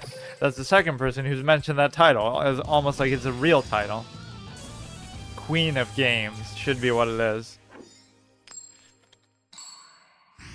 I just love how much they try to bore the shit out of you with any of these games in the beginning. Like, I almost stopped playing Magic because of how long that tutorial took. Like, just let me get to the PvP. It doesn't even matter if I don't have cards. Let me just try it. Nobody plays this for this kind of RP single player shit. Even though I am the type of person to sometimes enjoy that. Like how I played WoW as almost a single player game when I did my 1 to 60 permadeath thing. Get a class from 1 to 60 without dying once, you know. So you obviously avoid people and play on a PvE server. Or I actually played on like an RP server. I wonder how many people have actually tried to do that. Like a permadeath in an MMO. Because you can't do dungeons and you can't fight other players, obviously. Otherwise, at level 60 could just gank you at level 30 or whatever. And that counts too. Alright, let's just do another one of these. 1000 attack. I mean, these are so stupidly uninteractive. Like, there's nothing the opponent's even doing. Once again, honorable kill. You should get some kind of bonus for that. Maybe you do, even. What is this now? Card games on motorcycles? 50 out of 100 points. Mission circuit. It's just a bunch of random stuff that I don't even care about. Like, you might think, oh, I'm just skipping over stuff too much. Jess, you are the duelist I look most forward to facing. Let us have a legendary match. Level 1. But yeah, there's just so much stuff they bombard you with that doesn't even matter. Like, okay, it'll give me rewards if I win X number of games, so just give it to me then. Like, why you gotta show me this motorcycle and all this random stuff? Okay, this must be the best one here. Put this down, even though it doesn't matter. Yeah, have fun, which I can't do because this is such a trash intro. But I can't really single this out. Like, a lot of these card games do that for whatever reason. They think you enjoy playing against AI or having these long-winded tutorials, or they think they're so funny with these little, you know, dialogue that they give the NPC. Which in this, at least, they have some personality from, you know, that you're preconceived and familiar with from the show or something, but... So at least being Kaiba is fun, but... If for some reason Bakura actually is one that I think of as like my favorite that I would like to play as. He just has that genuinely creepy vibe. And of course, the only bad thing about him in the show is that his dueling record is pretty poor. He doesn't beat anybody.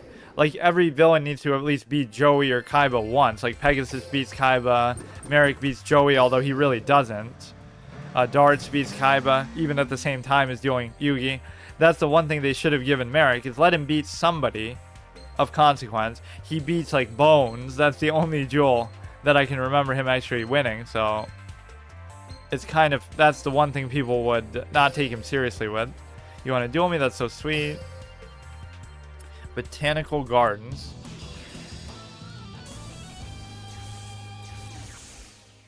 Oh. I like how in those duels too, like, they have the synergy built into their cards, into their decks, but they didn't know going in that they were gonna do you know.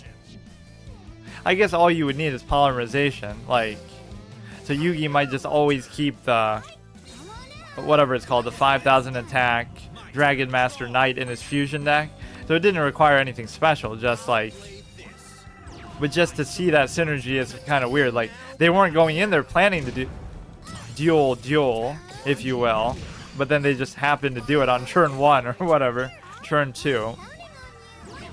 That's a pretty fun format too. There must be a way to do that on here, right? Like a double duel, even online, but then people just troll each other. I think I remember something like that too, or maybe that was in some other game, but like you could play online with somebody else against 2 people, but then one person would just AFK out or try to piss everybody off, just because that's how people are with anything online.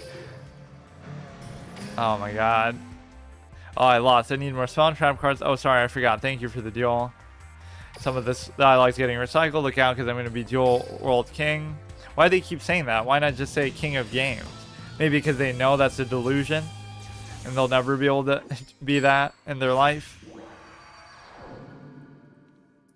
4,000 points, blah, blah, blah. Same fucking things every time. And you might think, oh, how come I'm getting like almost the same hand every time? Is it scripted? But it's probably just because I only have 20 cards in my deck in the first place. But apparently you can have up to 30, which is cool, but I imagine most people probably don't do that. Most people probably use the same broken meta bullshit, whatever it might be.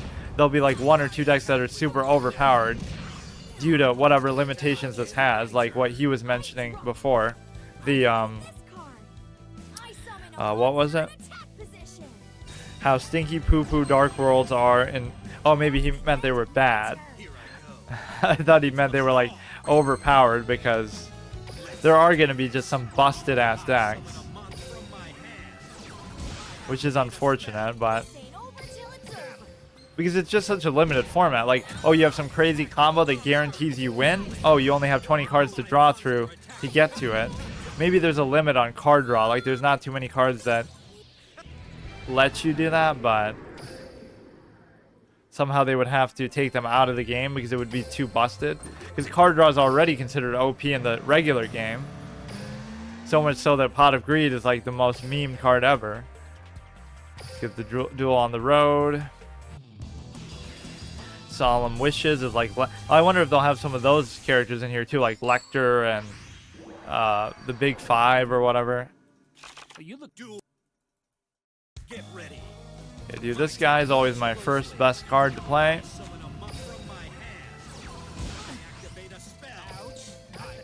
This is such fucking trash level monsters. Like, why would anybody ever use these other than for like RP purposes?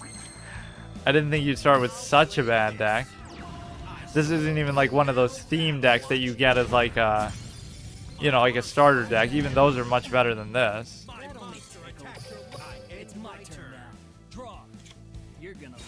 Well, I am gonna love it because I'm just gonna win because of it. I think this time I actually have to do it for lethal because, like, wait. Oh. Imagine making your opponent sit through that animation every time because of how common Blue Eyes must be. Yeah, how did I get that card before? I must have traded in something for it. The Blue Eyes alternative thing. Or it might have just given it to me just for the fuck of it.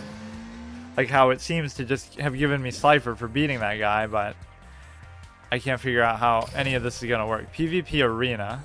Does that mean I can actually do it? Oh, nice. Here, I remember the screen too. Cool. So it didn't take as long as I thought it would. So you only have to get to stage 4 to do it. Error has occurred. Retry. Stronger signal. What are you talking about? PvP results by region. What does that mean? Oh, like my results? Number of duels. Press region to display. Oceania. Southeast Asia. South Asia. Indian Ocean Territory. South Africa. North Africa. Mediterranean. Middle East. Eastern Europe. Western Europe. Northern Europe. Central Asia. Russia. East Asia. North America, Central America. Look how big some of these zones are. North America is a pretty fucking big zone, but then Central America gets its own. That's kind of weird. Like, these two are humongous compared to Central America isn't that big. It's interesting how they decide to separate them.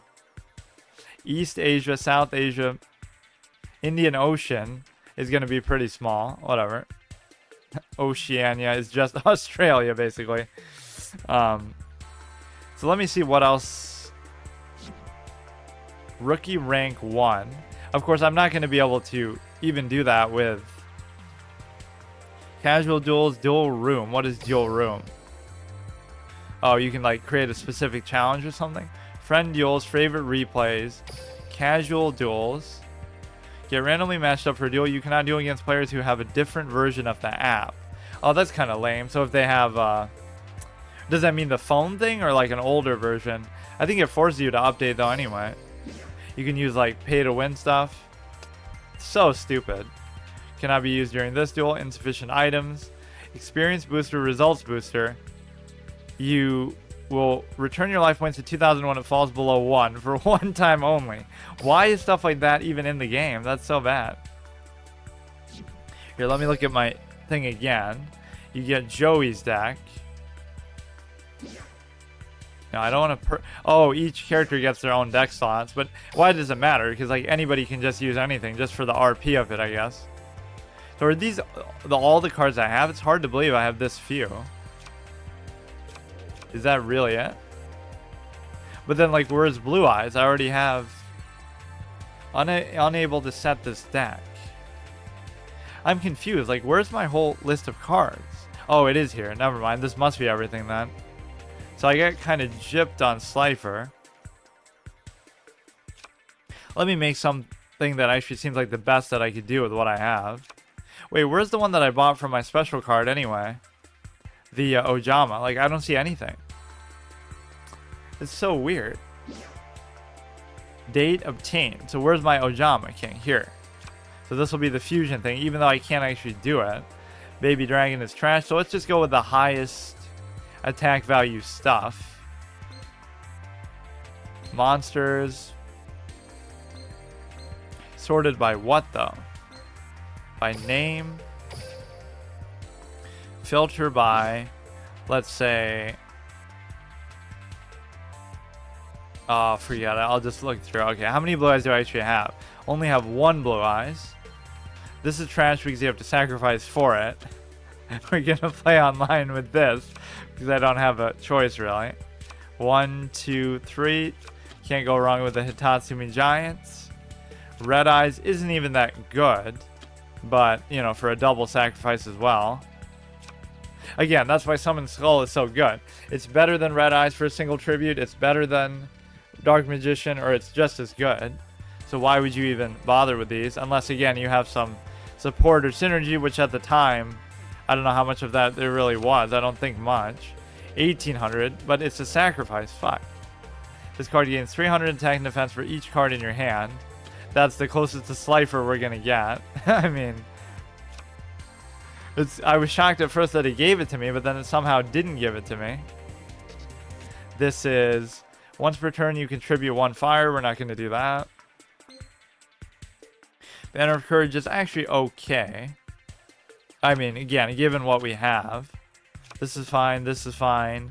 Select 1 spell card on the field and destroy it. If it's set, pick it up and see the card. If it is a spell card, it is destroyed. If it's a trap card, return it to its original position. But that's kind of a weird flavor text too. Select 1 spell card on the field if it's set. So, but if it's set, you don't know it's a spell card, so you can't do it. So technically that's a contradictory card text.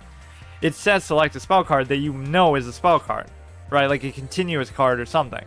If the card, which was a spell card, whatever. Monster Reborn, apparently you can use one of them. Blue Medicine, I don't really want. Turn control of all monsters on the field to their original owners. I don't think I've ever seen this card. Or at least not that picture. Hidden Spellbook, that's all I have for trap cards. Those two. Discard 1 card, destroy all face-up continuous. It's not going to come into play. Target 2 spell cards in your graveyard, shuffle those targets into your deck. I guess we'll just go with a few more monster cards. As trash as they might be, like, what else am I supposed to do? 1800, 1100. I'm going to get absolutely spanked. Even Baby Dragon is stronger than most of my stuff. 2 of those, and maybe an 1100, or I guess I'll do the 1800 for the fuck of it. 16, 900, 11, 11, and then maybe just 1,000, or I think there was another 11. Whatever, we'll do 1920. So let's see how badly I'm gonna get beaten. Save it. This is not your active deck. Change it to the active deck. I'm so confused by... Like, let me try to beat that guy again and see what happens. Or maybe there's like a reward section where you have to go to click on something to claim it. How do you even unlock some of these characters? Probably just by leveling up more or something. Mission Circuit. Maybe you can get Slifer as like from one of these. I just want it because it says I got it. Not even because I want to use it. It just feels like a jip.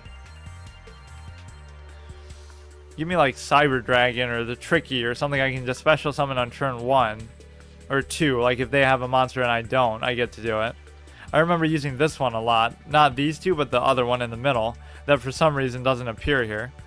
I may as well do these because I have such shit cards that I may as well use the tokens now, the tickets. What is something good? This is for like the Masked Beast. Ritual stuff is sometimes too specific, but I do like it. I remember using Armageddon a lot. Dark Eyes Illusionist. So what does this even have to do with the Relinquish? Do you even have to... You don't even need to use these for Relinquish. That's the problem. You can just do it as a regular ritual summon, I think.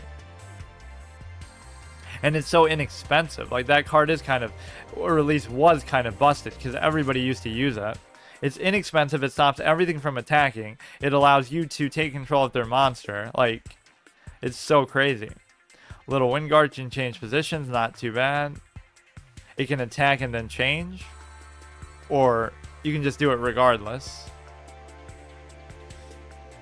Ojama Knight. Select up to 2. The selected zones cannot be used. That almost doesn't seem worth it. But I do want to get the other Ojamas, like the red, blue, and whatever. Red, blue, yellow. None of these even look good. Like, what do I even do? When this destroys a monster... This is good if you can equip... Or no, if you can increase its attack first. When this destroys an opponent's monster by battle, equip the monster. This gains attack equal to the combined attack of the monsters equipped to it by this effect. So that means you can equip multiple of them. I do remember getting some crazy amounts with that. But again, you can only equip 3 then in this game because you have such limited space. 1800. Man, all of this is trash. When this is sent directly from your hand to the graveyard, add this to the deck and shuffle it. This is one of those cards I remember really physically having. Like that Jack-o'-lantern thing. I'm sure I had a lot of other ones, but I just don't remember them. For what little I actually played with it physically. Elephantis 2400 requires 2 sacrifices, which is horrible. Like, I'm trying to just get anything to replace my garbage 1000 monsters with, but 1000 attack monsters. This is a Big Shield Gardener, Broken Blocker. The thing with that is they could have beaten Yugi multiple times if it had the effect that it has in real life, right? Where they attack it with something that isn't strong enough to kill it, but then it switches to attack mode right after it blocks an attack. Then they could just attack it because it has like 100 attack or whatever with something else and just kill him. But I don't think it worked like that. Or nobody ever tried to do that anyway, if it did work like that. One face-up monster your opponent controls, special summon 1 monster that has the same level. This could actually be okay, but man, I'm just looking through this and I don't see a single damn thing. And this card is useless because you don't even need to... You can just tribute into the other armed dragon. This is so garbage. Let me just look for something that's actually high attack. Like, filter by...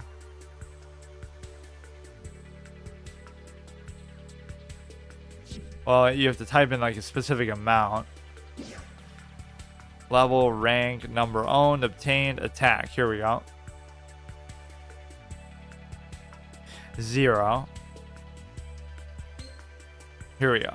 So this is 2800, but I don't really want that because it's going to be too hard to get it out. Let's look at like a level 4 that fits into here. Level 5. This is level 4, but it's probably crazy to actually get to work. It won't just... It's only 1800 though. What the fuck? Oh, this is a pretty bad ticket set. Whatever it is. Ally Mind. You can't just give me that gorilla that has like 2000. If this card attacks an opponent's monster, it gains 400 during the damage step only. If this is attacked, it loses 400. Well, this is still good though. I'll get this. Nothing else really is impressive about that set. Login bonus. So let's look for something. You get another Blue Eyes. I don't know if I really want to do that. Lava Golem isn't going to be good for me because I don't have enough cards that could really hold it down from just destroying me. Like, that's literally what would happen. I would use it to destroy 2 of their monsters. Like, oh shit, I just destroyed a 3,000 attack, but then you give them a 3,000 attack back, and so I can't do anything about it still. Red Eyes Darkness Dragon cannot be normal summoned as set. Tribute 1 Red Eyes Black Dragon, gains 300 for each dragon. Not really that good. I mean, I don't know. From your hand by tributing 1, but by tributing it means it must be on the field. So you're giving up a 2400 for a 2400. That'll gain 300 minimum from the one you just tributed, but that's it. You must have a lot of other dragons in your hand. This is actually good. I do like that, like a 2000 just base attack. I just don't want to miss my chance to get those Ojamas, but I don't think I'll be using that right away anyway. But I do genuinely, this is the look at even his face, dude. That's the face of anybody who uses it in this version of the game. I don't have many good spell or trap cards, but I don't think any of these are good. Tribute 2 dragons, special summon 1, level 8, so we already know what kinds we're thinking about with that, like Blue Eyes and whatnot. I think I remember having Ancient Rule in here too. Just because you can special summon a normal type, which the Blue Eyes would count as. Activate by tributing 2 monsters. Your opponent cannot activate spell cards unless they also send 1 spell card from their deck to the graveyard. Not really that good. I do remember liking this one. The high defense trap monster there. Target 1 monster you control. Destroy that target. Why the fuck would you want that? It must synergize with certain things. Infinity Sign. Changes many defense monsters on the field to attack. Then special summon 1 Mech Lord. I mean, very specific interactions with a lot of these cards. That's the problem. Unless you're using that exact deck, it's not good. If your life points are lower, I don't know whether that's always going to be the case. I don't really want to use Relinquish, but it is good. There's no reason not to have it in your collection, I suppose, but I want to use something else. Gandor cannot be special summoned. You can pay half your life points to destroy as many cards in the field as possible other than this card. Wait, then how do you... Oh, you have to actually tribute for it. If you do, banish them. It gains 300 for each card destroyed this way. Once per turn during the end phase, if this card was normal or flip summoned, send it to the graveyard. So it's just there as like a finisher card. Destroy as many cards on the field as possible. Actually, it is pretty fun though. I wouldn't mind using that. But basically think of it as like a better version of like the Blue Eyes if it's even better. But it's not even better because you'll do it, and even if it destroys like... In fact, it's bad in this version of the game because you only have 3 slots for each like monsters and spell and trap, so you're not going to get that much attack from it anyway. That's not going to be good at all. I'm just going to get that giant Rex because that shows you like sometimes simpler is better. 1800. When this destroys an opponent's monster, you can tribute it, special summon 1 dragon type from your hand or graveyard, except this. This is actually pretty good because it's an 1800 as well, so maybe I'll do that since I do have so many dragons already. Wait, wouldn't that work on something like Slifer or Ra too? You can special, or maybe it says they can't be special summoned, but they can be because they can be like Monster Reborn or something. So I may as well just put some of these in my... I don't want any of these. This card is Dark Magician, blah blah blah. Valkyrian. This looks like a better set at least. Arcana Force X. The Arcana is the means by which all is revealed. Reference. Sorcerer of Dark Magic. Some of these I don't even know what they are. I kind of want that other one that's like Blue Eyes Shining Dragon or whatever. It's just so easy to summon. All you have to do is reveal that you have a Blue Eyes. Like, what kind of a stupid effect is that? You don't have to discard it. You don't have to summon it, tribute it. You just have it in your hand. Like, what?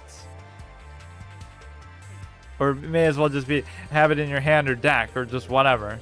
So they have Toon Cyber Dragon, but not the regular Cyber Dragon. I'm not going to get Giant Rex from this one.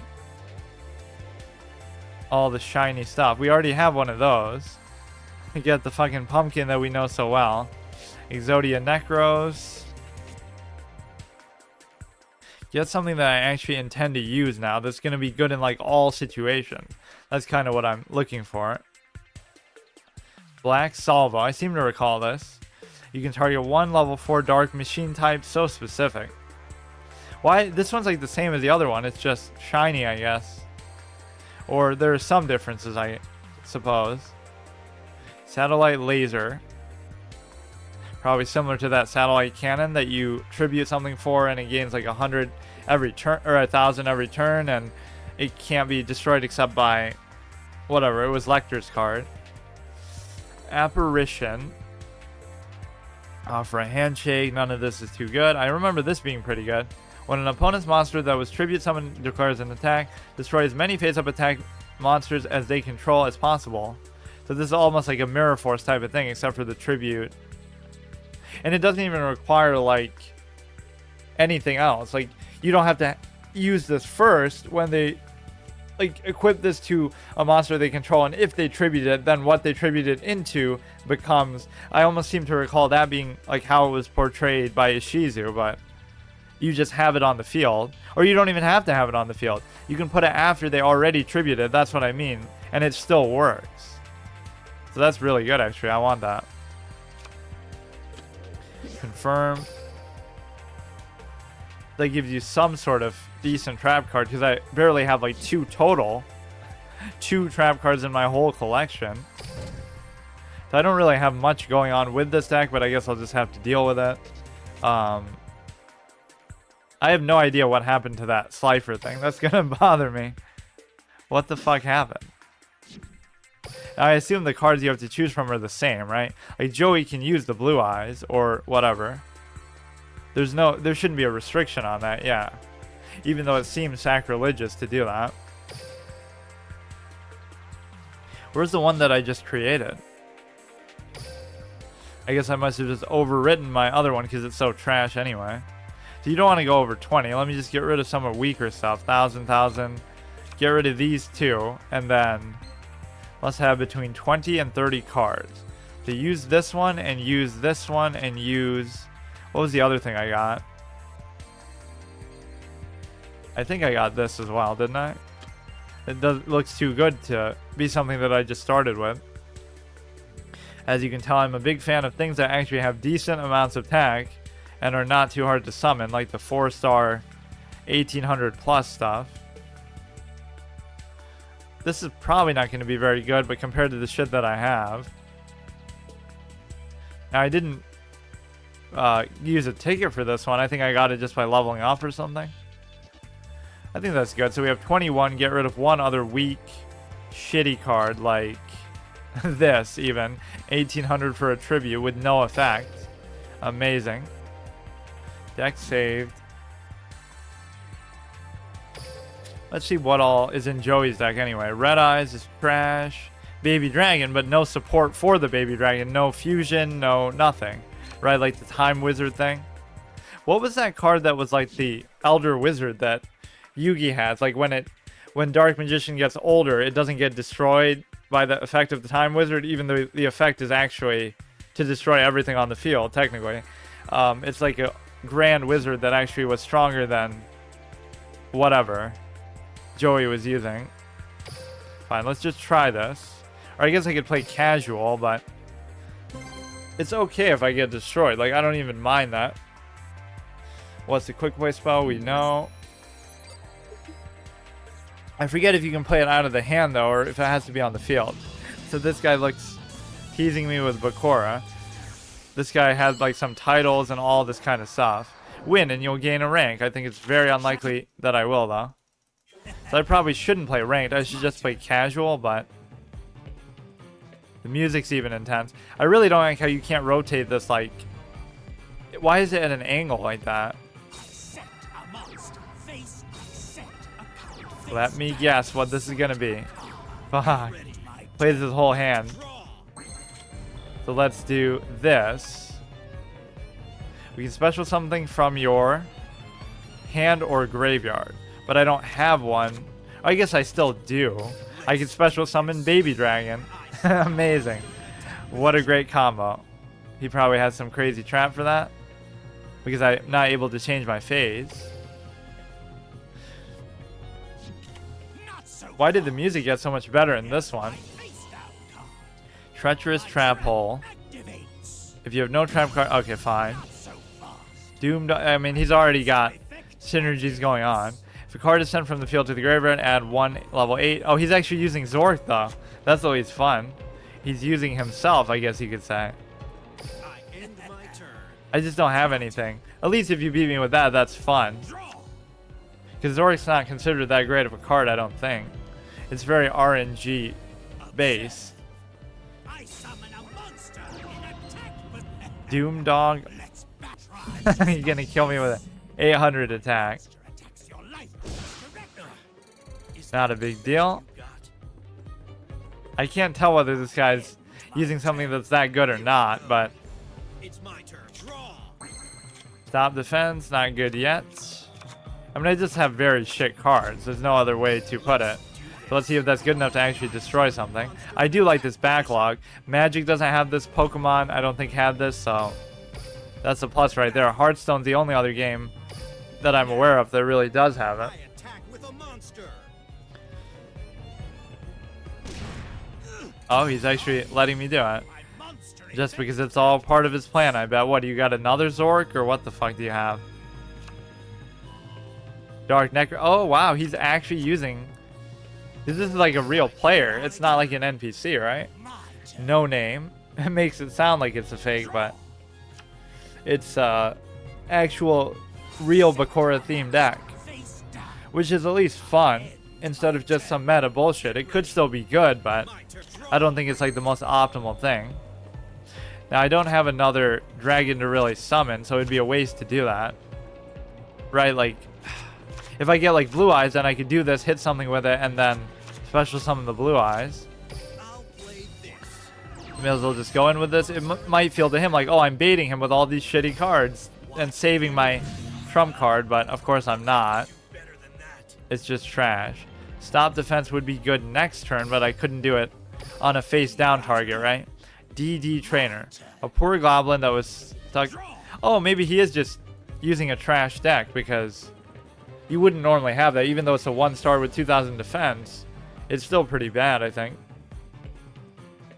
At least it doesn't have some 10 crazy effects. Synchro summon XYZ, fucking summon a fusion monster, add something to your hand, destroy all your opponent's monsters. right where I want you. Zork appears is a skill. You roll 5 and you summon Zork. Nice. That's, I didn't know it would be that specific. Brainwash dice. Saw Inferno. Alright, here we go. That's what I mean. Just bunch of crazy effects. I think I'm just dead. On the edge of the shadow realm. I attack. So his effect allows him to just summon Zork. Amazing. Phenomenon.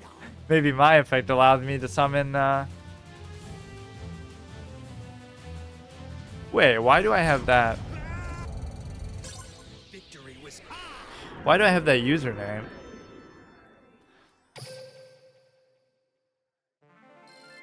It's like it's taking into account my old account, but it's not, because I just started and I had to do the tutorial anyway. Let me see if I can change that.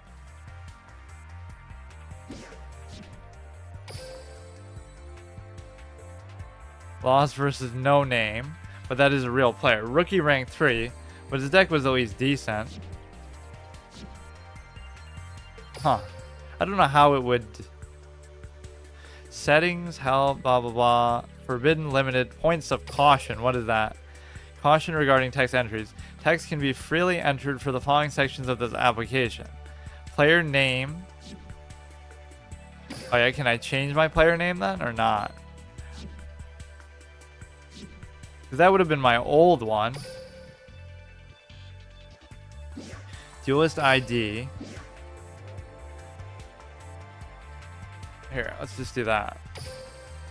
No, shit. Oh shit, it's too long, huh? Oh, how can it be? This works in every other game. Why you gotta do that? Or I'll even do that then. How about that? That's stupid, but that's good. Okay, at least they don't make it too hard to change your name like that. So this you just click on. I don't know why it makes you have to do this instead of just giving it to me. So you probably have to keep playing against people to unlock them, right? Like I probably have to play against Yugi or something. Joey Wheeler I already did. So I don't really care too much about that, but why is it pointing to that now? So much random shit. Oh, a novice duelist? No, dude, I'm a fucking veteran expert, but I just don't have the cards or anything. So I could use abilities, but I'm also not a degenerate pussy piece of shit, so I'm not going to do that. As far as like, I hate that. Peak performance, skill list, I don't care about that. Let me just keep getting my ass beat. Or maybe I should do casual duels, but I don't really care. Like, what's the difference? Like, people are still going to be tryhards and use crazy shit. That's much better than what I have. So I don't even mind losing. I just want to see something interesting. So at least Zork was fun. Rookie rank 3, but he has a whole bunch of icons there. Kaiba versus Kaiba. Yeah, let me play against people who have as shitty decks as I do. Who just started playing. That's all I want. Last held by a tribute could be pretty good. If they have a full board and it just does 3,000 to them. Oh yeah, this is one of the skills that you can have. Just see, this shows you people will use degenerate shit if they're able to. That's such a stupid thing, right? Like, you shouldn't be able to do that. Increase the attack and defense. Like, you get to just play that for free. Like, it's not even out of your hand or whatever. I think it's just like a special ability. It should say that actually. Peak performance. So that'll be my hard mode of this game. I'm gonna beat people without using a skill, even while they're using a skill, because I hate stuff like that. Although I guess you could look at it like a hero power, but it's really not. It's just like something unpreventable that you don't have to pay for or anything. So let him tribute for something. This would actually be good now, more so than ever. So it's gonna be a 1,500, which is actually not bad considering what I have to work with. This little baby Slifer, wannabe Slifer, because the real one got ripped out from under me, I guess. I should actually look that up. Like, why didn't I get Slifer? I beat the guy. I didn't get Slifer after I beat Strings 5 years ago. Whatever, I don't really care. I probably wouldn't even use it, but it just seems... And it does seem weird that they would just give it to you that easily. Anyway, like, it doesn't feel like you deserve it. Or is there no other way to even get it? I think it somehow took my other account, even though I thought I just made a new one. I don't know what happened. And if that was true, then I should have a lot more cards, so I'm so confused by that too. I guess it doesn't share the library between phone and whatever. This is a familiar card too. This is exactly the kind of thing I would like to use. But tribute into something so I can use last by held by a tribute. Now this benefits me too. So it doesn't really matter, but he wants me to surrender. I never surrender. Except when I get especially tilted. Get ready. My turn. So my trap card clearly isn't something that can counter your attacks, because otherwise I would have already done it. So why don't you tribute? And it's pretty fitting to use this against Kaiba too, because that's obviously Ishizu was going to use it to beat Obelisk and stuff. He gains life. When this is activated, gain 500 for each continuous thing you control. If blah blah blah, inflict 500 for each continuous thing in your graveyard. Okay, let's just keep going, dude. Don't waste too much time. But I would like to see him tribute into something. This gains 400 while it's attacking, so that's good. It'll have 2,200, right? So it's only bad on the defensive. That's actually a pretty cool card. The problem is now it's going to get destroyed if he knows what the negative effect is. So do 2,200 for 4 cost. But it's only good because now he can easily summon something strong enough to kill it.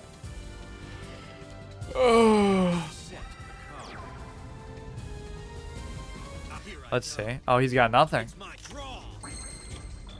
May as well just go for it. Why not? Or maybe I should keep... No, I don't want to hold back anything. Just go all in. If he can deal with it, let him deal with it. You should probably attack with that second, but maybe he just has absolutely nothing. Wow. We're playing somebody who actually has a bad deck like us. What an amazing surprise. I hate how I can't fit my full name in there. That's classic.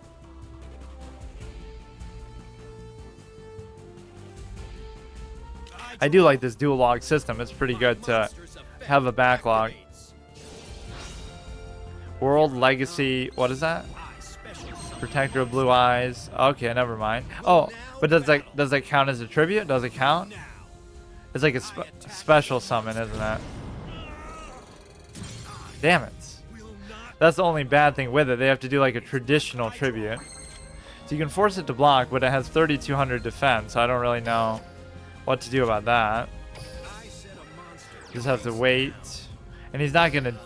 Maybe that's why Blast held by a tribute is bad. All monsters your opponent control lose 500 attack defense. For each dragon type monster you control, you can banish 2 normal monsters from your hand or graveyard once per turn.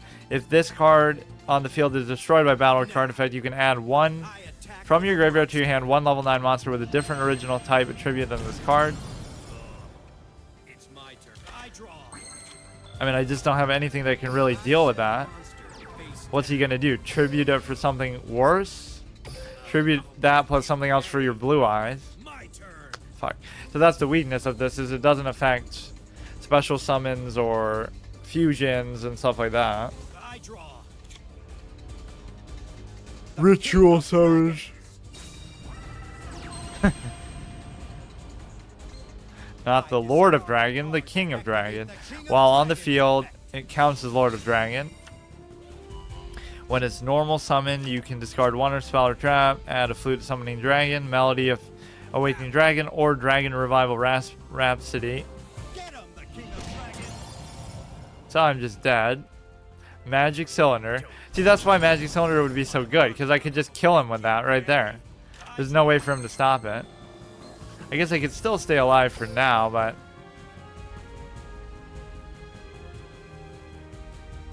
none of this is worthwhile. I activate my spell. Monster Reborn. She's gonna have to go in defense position anyway. Oh, maybe I can do something crazy with this. When this is normal summon, oh, I don't have that ability though. You can target 1 effect monster you control, send it to the graveyard. If you do, special summon 1 blue eyes from your hand. I don't even have a blue eyes, even if I could do that. Watch closely. Using banned cards and still losing. That's how bad I am. Now this could be some trap card that scares him. At least I felt like I had a remote chance there, but then whenever they summon something big like this, I just can't deal with it. I mean, even if I had a blue eyes, I wouldn't have really been able to summon it. Now battle. I'm just kind of... oh, sacrifice this for something and then hit me. Then we can do blast held by a tribute. Now. It's not like he knows that's what I have unless it's a super common card, which for new players it probably could be, because it's... if you get that same ticket thing, it could be good. You pay. I draw. Stop defense, I just lose. Oh, it's my turn. You're a duelist worth dueling. I draw. Just put me out of my misery here.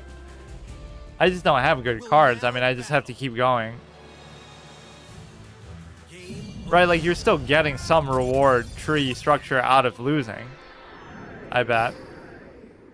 Nice, thumbs up. But none of these are going to be good. You're getting these little... oh, I guess I could get like a pack or something with all this currency. You get a whole bunch of points. There must be another screen that you can just look at. Yeah, like your gift box or whatever. Which is separate from... or is this a gift box? Here, receive all. Can't receive these because I haven't unlocked a certain number of people. A couple tickets for skills, which I don't even want skills. That's seriously what I'll do. I'll never... it's free to play without using any skills too, and I'll still beat everybody. Because I don't need to use the character skill when I have my own skill. Haha. So let's see, maybe we can get a pack out of this. 3,000, 17,000. Blue Eyes Evolution. So you can't really craft. You can just use tickets, decks, items, special. Many cards recommended for beginners are included, but I'm no beginner. Selection box. I guess I should just look through these, or like, let me see what I can actually afford. Wait, I received an item for just leaving and entering the shop again? Like, what are some of these things? Blue Eyes Evolution, pre-built decks.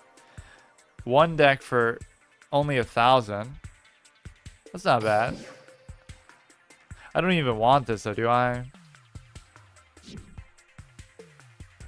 What does it show? Like, show me the whole thing. Recommended cards. What do you mean recommended?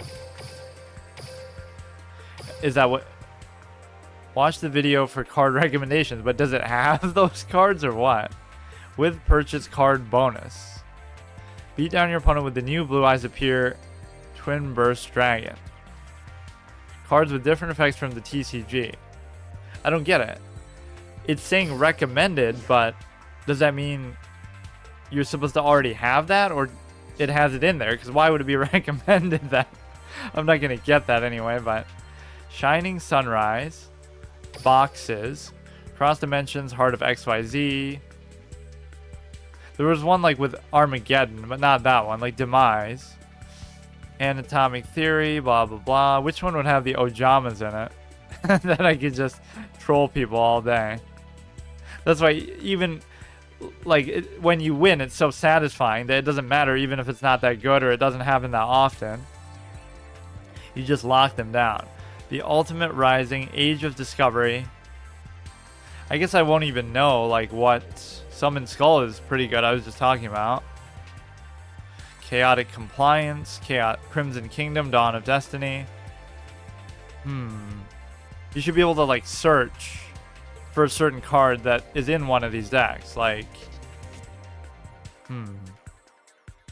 I would just have to look through each of them. How much do they even cost anyway? Lightning Vortex is good, but I don't care about the Harpies. Bulk purchase feature, 1 pack. I guess I have enough where I could just get one of each even. Wouldn't that be a fun idea to do? Maybe I can use what I just said, right? The bulk purchasing? No, fuck. I would literally just do that just to have a variety of cards. Boxes, decks. So how much does just a pre-built deck cost then? 1,000. Envoy of Light. Sword of Paladin. Cyber Style Extreme. DDD Apocalypse, Magician's Arc, Evil Domination, Rise of Gaia. Compatible with the Dragon Knight's Path. Oh, it's even showing the special ability stuff. Blue Eyes Evolution, Tales of the Noble Knights. XYZ, what the fuck is that name? Return of the Fire King. Really, what is that? A new way to win XYZ summoning is here. No, it would have been better if you left that shit out, dude.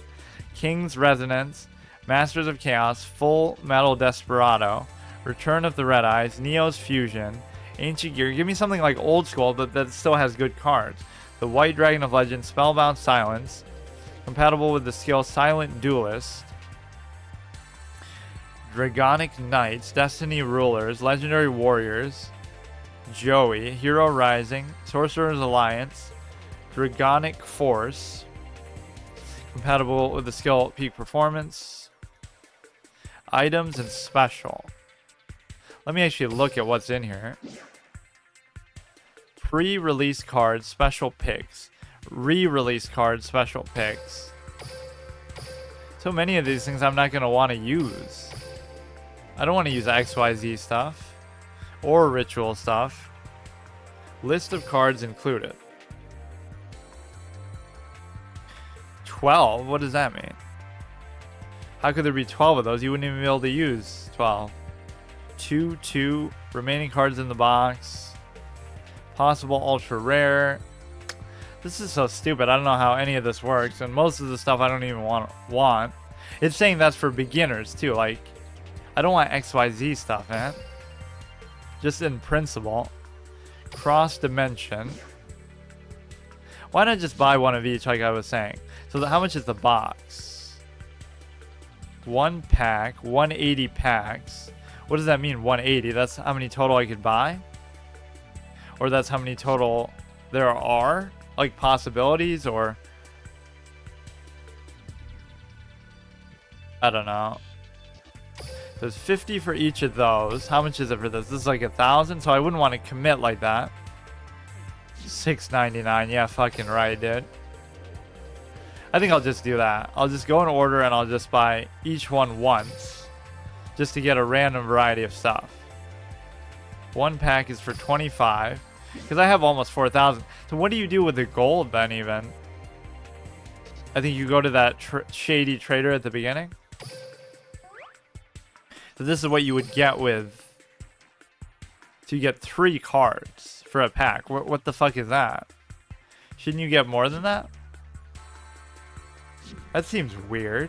3 cards. So that was Age of Discovery. We'll do this one. I think this is a good idea to do it. Because again, I'm all about card variety. I don't really care about anything else. Whatever the optimal, meta, newest. It's on sale too. Skull Red Bird. White Elephant's Gift. Select 1 non-effect monster. You send 1 non-effect, whatever. So these are pretty trash so far.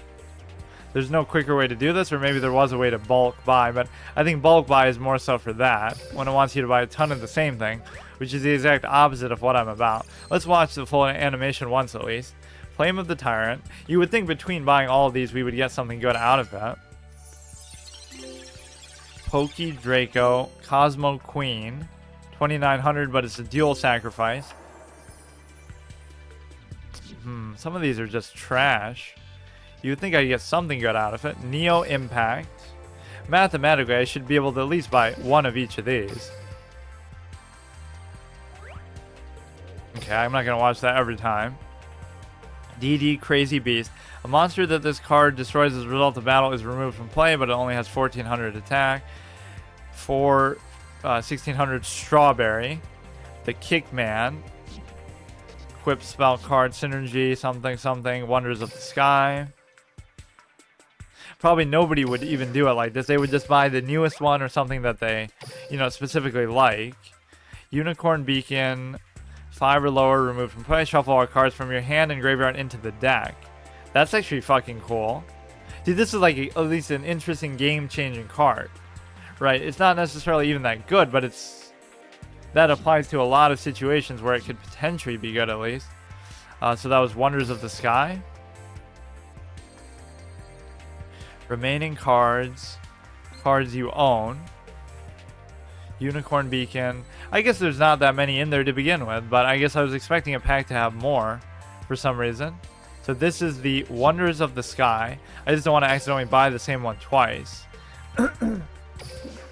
This is a pretty fun idea, because you'll get stuff from all different expansions and time periods and metas and whatever.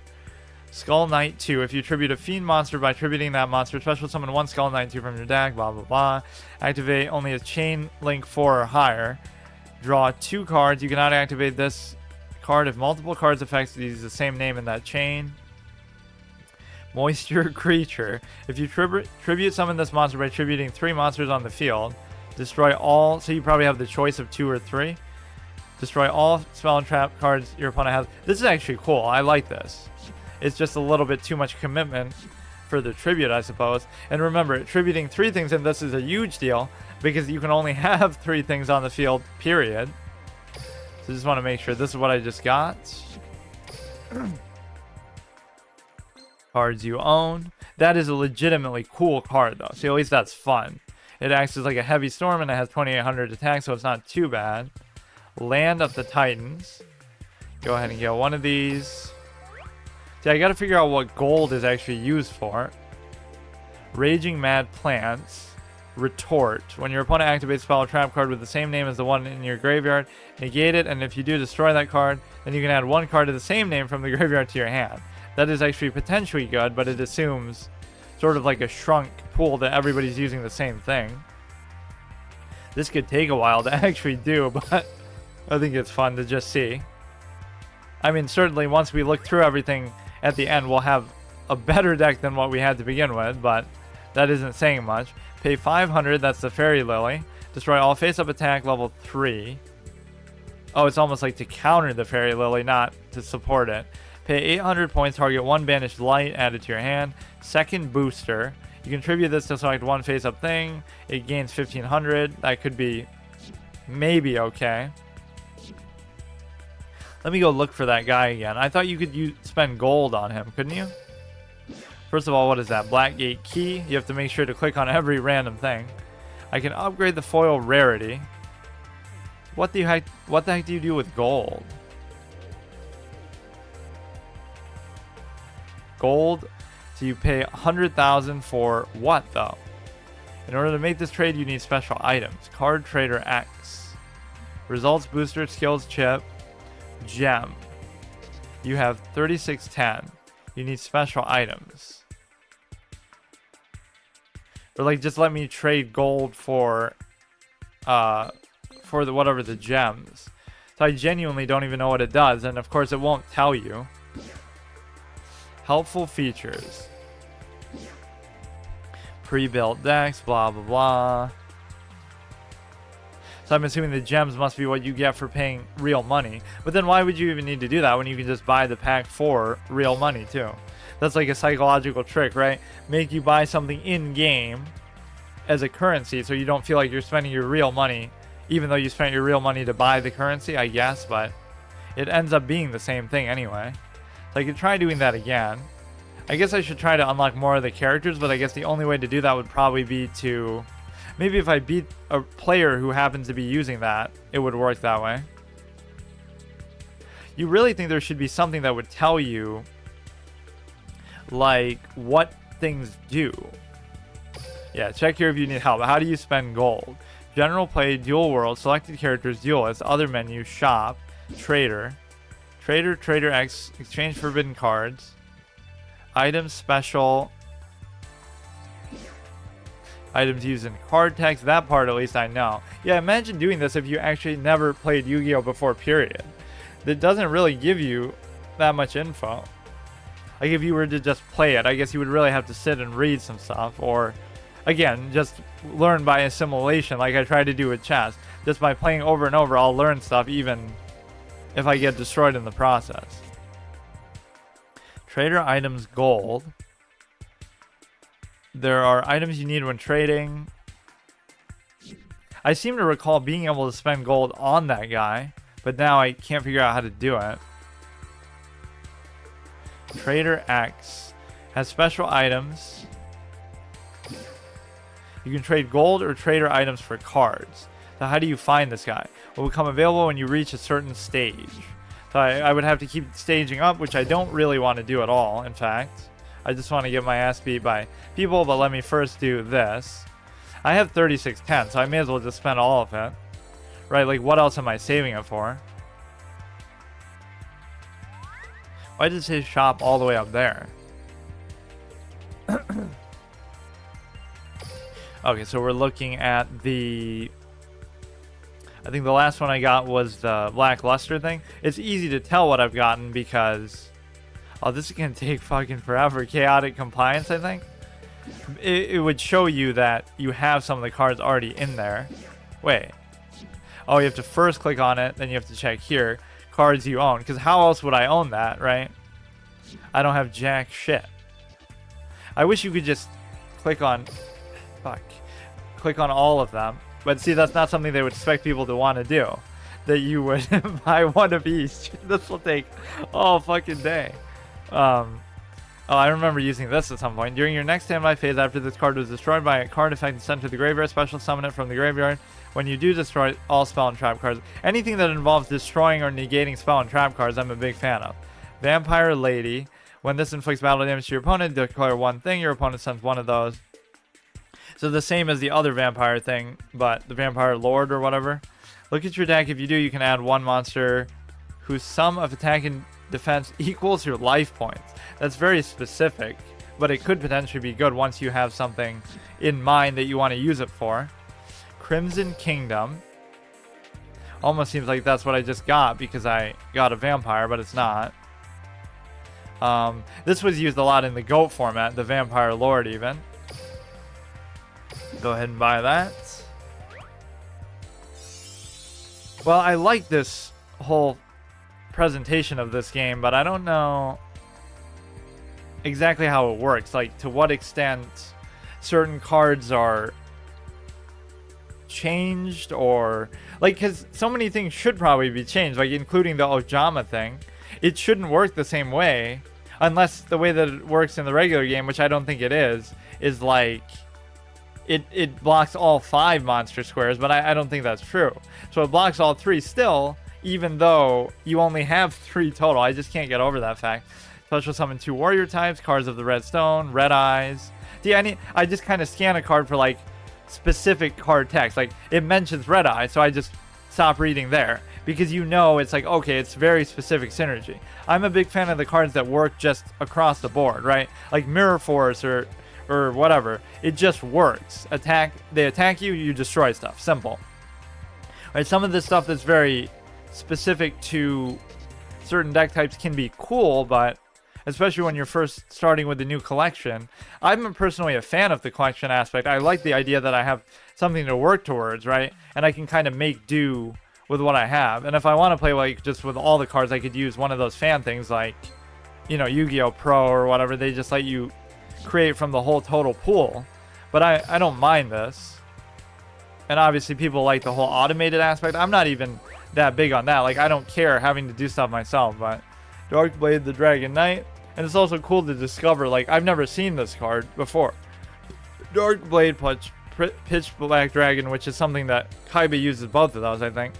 Each time this card inflicts battle damage to your opponent, you can select up to 3 cards, monster cards from your opponent's graveyard, and remove them from play. It only has 2200 attack though, and we even get that very one in question. See, even this is an upgrade for me because I don't have simple 4-star, 3 or 4-star things with high attack value. The graveyard in the 4th dimension. Select 2 level 2 stuff from your graveyard and shuffle it. Echoes of Silence. So I am building up a decent collection just by doing this with the 3500, and just by playing over and over like I was. You'll still get more of these gems, I think, or gold or something. So I have to get to the point where I unlock the gold trader, which I don't have yet. I have like the fancy, so it's giving you a card gloss trader before the actual gold trader to buy cards. So it wants you to buy cosmetics before the actual stuff that you need. When it's destroyed, summon 1 union monster. When this is summoned, you can target 1 ninja monster. Again, very specific interactions. If this is in your graveyard, you can tribute tokens to equal 3 or more. Special summon this. You can only use the effect of this once per turn. Tribute tokens whose level equals 3 or more. And a lot of these are just trash anyway. So that's what this was, right? I remember that Treeborn Frog being used a lot. I forget for what purpose. Maybe even to summon a god card. Something to do with one of those decks. I forget. What does it actually do? Oh, I remember using this one physically in real life. Once per turn, you can discard 1 spell card, then, and it's just a good 4-star attack. Discard 1 spell card, destroy 1 spell or trap your opponent controls, destroy that target. That's just good, solid utility, almost like Breaker, where you can give up 300 attack to do it. Okay, Servants of Kings. There really should be a way to just buy everything on the screen. But again, who would really do that? Cards you own. So I haven't done this one yet. I keep losing track somehow, even though it should be easy to keep track. This is 1850. Again, not bad. 4-star. Vampiric Koala. If this card inflicts battle damage to your opponent by a battle with a monster, gain life points equal to the battle damage inflicted. Not bad. 1800. 4-star. See, now I'm going to be forced to use stuff that I normally wouldn't use if I had access to everything. So that is actually part of the fun for me, is like, I have to make do with what I have. That is a awesome part about the collection element. Generation Next. It's possible you would own some of these anyway, right, over time, because you might get it from somewhere else. It can't just all be exclusive, but a lot of them are going to be. Different dimension ground. This turn, any monster sent to the graveyard is removed from play instead. I'm not a big fan of the remove from play aspect. I mean, it usually doesn't matter. Discard, or at least I don't play a style of stuff that would make it matter. Discard one monster, then target one face-up monster on the field. It loses attack equal to the discarded monster's original attack. That's good as like a reactive. See, like, I wonder how that works with the battle phase. After their opponent declares an attack, they can't cancel out of it. So now you could do this as like a quick play sort of a thing, right? Or does it have to be a counter? Because you almost think of trap cards as always being quick play. You can kind of just do them whenever you want. But maybe it's meant more for using on your turn before you declare an attack. Once per turn, if your opponent controls a monster and you control none, you special summon one reptile type worm. See how specific that is though? Like, I just don't care about that right now. Like, who goes into it saying, oh, I want to make a reptile worm deck, by the way. So that just perfectly suits what I had in mind. Oh my god. Blade of Spirits. Hazy Flame Periton. Cannot be special summoned except by a Hazy Flame. Okay, see, you stop reading right there. I'm only looking for cards that are generically good, meaning they can be used in any situation, in any deck, just like destroy an opponent's monster, or Magic Cylinder, Mirror Force, just generic Magic Jammer, destroy a magic card, destroy a trap card, Trap Jammer. If a 6 Samurai, when a level 4 or lower warrior type is normal summoned, that doesn't mean these specific cards aren't good. In fact, often that means that they're better, but it just requires a specific synergy and commitment that you're going to have, which is not what I like in general, but especially at the beginning here. UFO Roid Fighter. 1 UFO Roid and 1 warrior type. It has unknown attack and defense.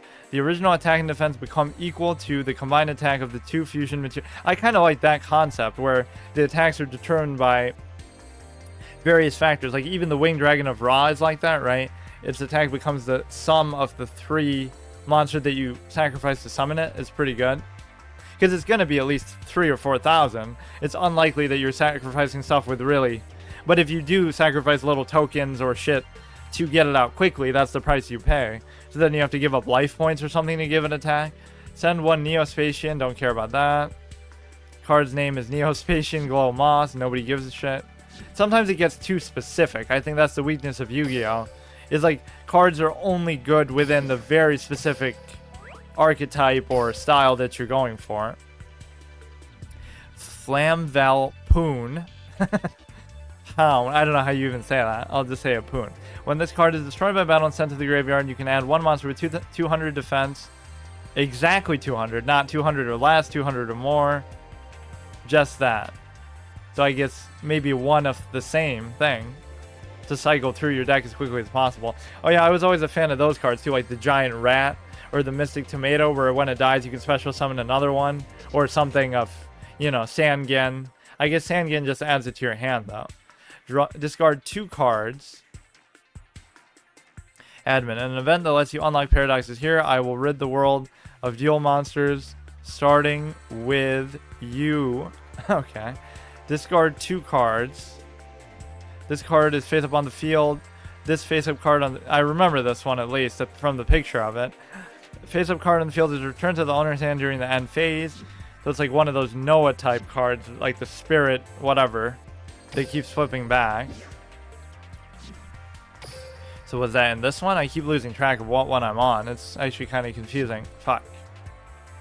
Resonance of Spirit. Or whatever it was. We're getting there. We're getting there. This is worth doing once. I'm a big fan of seeing stuff just throughout the entire history of a game. Which for me is the whole fun of it. And not...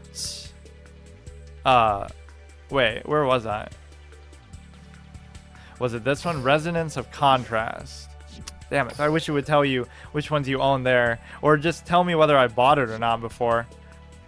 There's no indication of that on there, right? You have to go into it first. Primal Burst. I have not gotten. 2 limited cards. Shien's Dojo. Okay, let's keep going. This is Dark Smog. Once per turn, you can target 1 monster in your field, discard 1 fiend type. If you do, banish the card. Summon Cloud. Once per turn during your main phase, if you don't control any, you can special summon 1 for Cloudian. Okay. Khaki Gorilla of Dark World. If this card is discarded to the graveyard by a card effect, target one monster in the field, destroy that target. Discarded to the graveyard by a card effect. So if you have a lot of cards, I guess, that do that, it would be worthwhile. This is Rampage of the Forest. I'm trying to really flesh out these gems as much as I can. Because, yeah, you could just buy 30 of whichever one's considered best. So 300 equals, wait. Plus 300, 29.90. What does that mean? Plus 50. 5 packs plus 50. 4.99. So I'm just trying to figure out the equation of the monetary value. So you're saying 50 gems equals $5? That couldn't be the case. 300 equals 29? I don't know if that's what it means or not. One pack is $1. Oh, so these gems are worth quite a bit. So 25 is $1. So that would mean like, huh?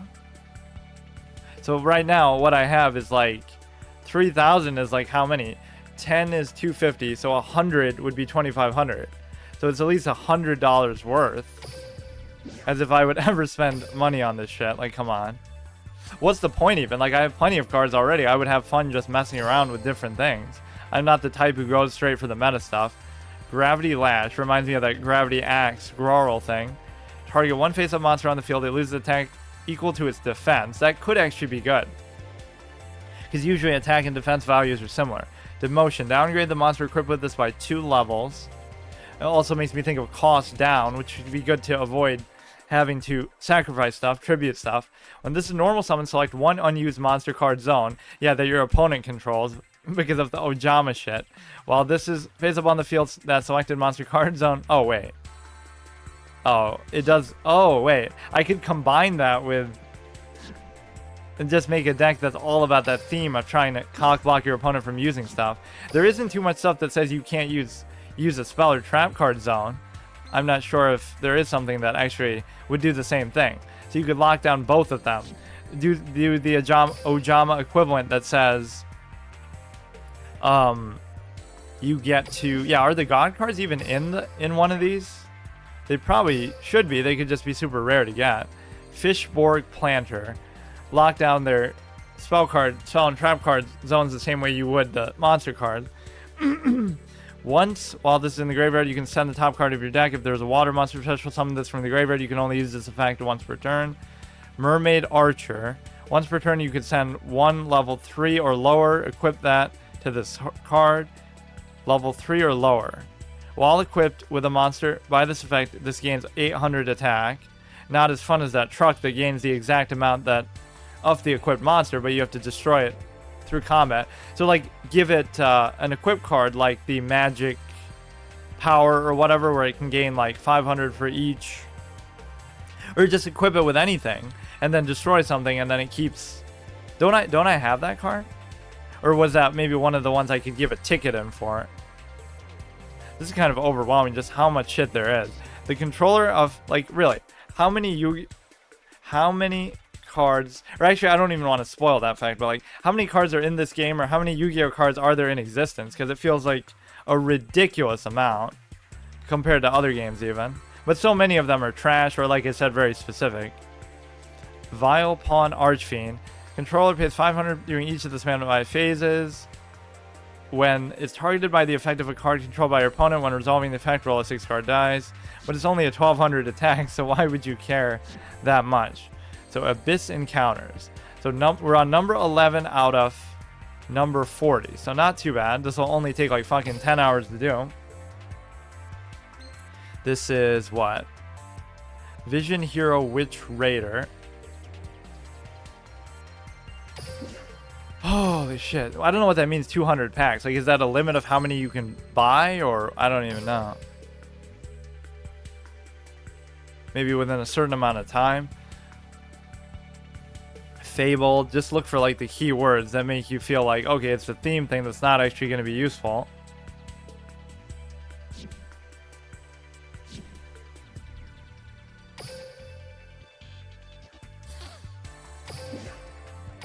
This is just going to take a super long amount of time, but it's a one-time thing that I'll do. Or maybe I'll have so much left over that I could do it a second time, but I guess I won't. or I'll pick one that I actually want to commit to. When something is activated during the damage step, negate it and destroy it. So this is very similar to Trap Jammer, isn't it? It's activated during the damage step. Like, why wouldn't you use this? It just seems like an objectively better version. So the counter aspect does matter in terms of being able to use it at a certain time. Send one trap card from your deck to the graveyard. Aqua, something specific that we don't really care about. Valiant Souls. So I did do this one, didn't I? I keep forgetting what the last one I did was, so I want to make sure I am going in order. I guess I did skip that one? How? Abyss Encounters. I wish it showed you there whether you bought it or not. What does it say? February 2018. Oh, I guess that would tell you how long this has been out for. So let's look. This is 2016. Wow. Amazing. So we were at... I did this one. I wish... I keep thinking that is going to tell me something. You got to go into here. Okay, this one's been done. I think I forgot this one for some reason. Visions of Ice. I mean, I accidentally do the 31 one time. Reset box. I don't know what that means, but maybe that means if you get that many, you're guaranteed to get everything in it. Like before resetting the box. Spellbook of Life. One spellcaster. You can discard one. Okay. 5 or more. Okay, so a lot of stuff to do with spells. So this one I just did. There's at least like 3 out there. Clash of Wings. So many of these things I just don't find interesting, like the archetypes or the very specific interactions. This is For Hire. I seem to remember that. Mecha Phantom Beast. You can activate this when this field spell card is activated. Negate it during this. Negate this field spell during the turn this card is activated. That's it. Wouldn't it just be easier to have, instead of this, a field spell of your own? Because when you do it, then it destroys theirs. There'd be so many other better ways of dealing with that. That's so specific. Negate it only the first turn. Unless it synergizes with one that you play yourself that would somehow negate a negative effect. Like the first turn it's played, it does something negative, and then after that, it does something good. That seems like such a weirdly specific, limited card.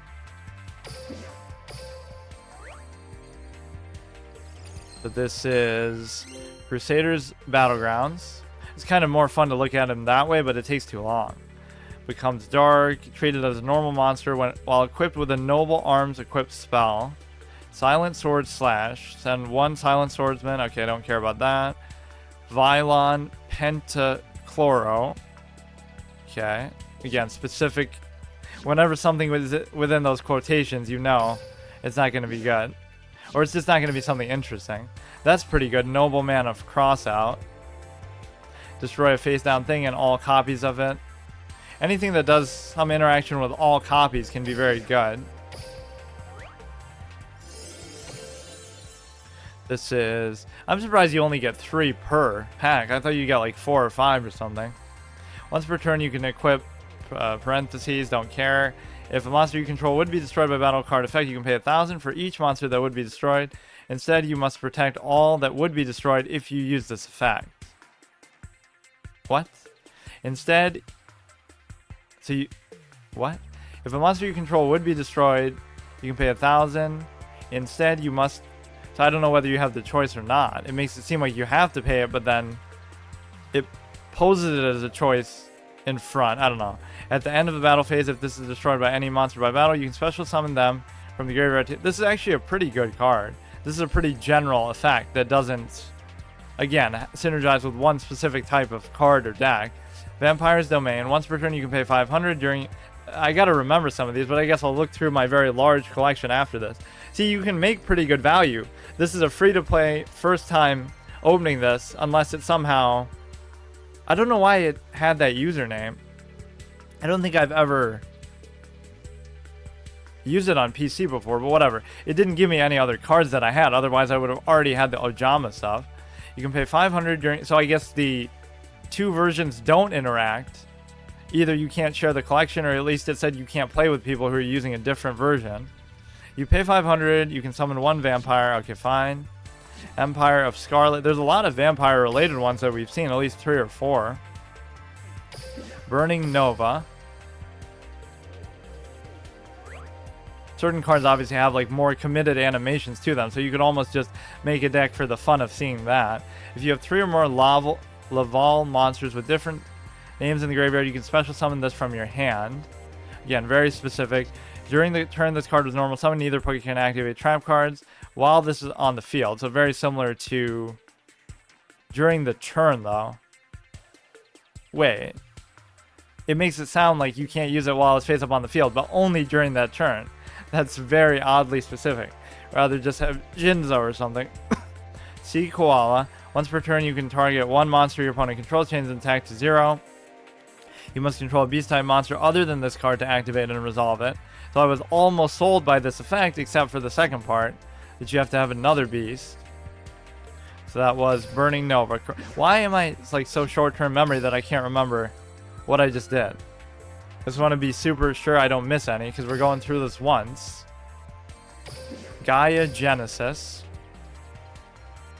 I'm assuming it would have Swift Gaia and other versions of that, but you're not going to get them. I like how some of those they just can't give up on. Like the Blue Eyes, they keep just making more and more versions of it. Dark Magician, like they won't just let it be for what it was. Like it was good, it had a certain amount of support. They just keep going and going and going. So any of those old school monsters become like a huge set in and of itself, right? Like Gaia or Black Luster or this or that. Abyss Squall.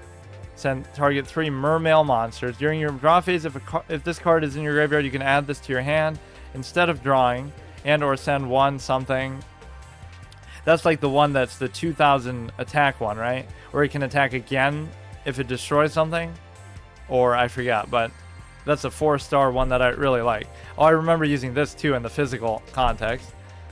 Equipped gains 1000 attack. When this card is sent from the field to the graveyard, you contribute 1, place it on top of your deck. Not that it's even that good. In fact, it's more likely that you would have gotten really bad ones, because I didn't have too many of the cards, so I would have just had whatever random shit was the most common. Although I did have a Blue Eyes, at least one. Return 1 Iron Core. Okay, Kokai, Meru. Gaia Genesis, Power of Bravery. So I'm not even going to play too many against other people. I just did the tutorial, and I'm just going to buy a bunch of packs with whatever I started with, which is actually not a bad amount if you think about it. Like, it's equating 25 of these to $1, so look how much I have. I don't get how I even did that, but just from the tutorial, I guess it gives you stuff. This is a Raphael's card. Equipped monster gains 500 defense. Negate other spell effects that target the equipped monster, and if you do, destroy that spell card. Other spell effects, so that could be good or bad. And if you do destroy it, so it can't be, basically it can't be destroyed by a spell card, is the simple way of putting it. But it also prevents you from equipping more stuff to them, I guess. Wind up soldiers, I was saying wind up. During your main phase, you can increase the level by 1 attack by 400 until the end phase. Actually, not bad. This is exactly like that other thing I have, but it doesn't reduce it. This effect can only be used once while this is phase up. Oh, so you can't use it every turn. But that is still good. See, I have one just like this that whenever you attack something, it gains 400, but whenever it gets attacked, it loses 400. Power Pickaxe. Once per turn, you can select and remove from play one monster in your opponent's graveyard whose level is less than or equal to the equipped monster, and have the equipped monster gain 500 attack. Remove from play one monster in your opponent's graveyard whose level is less.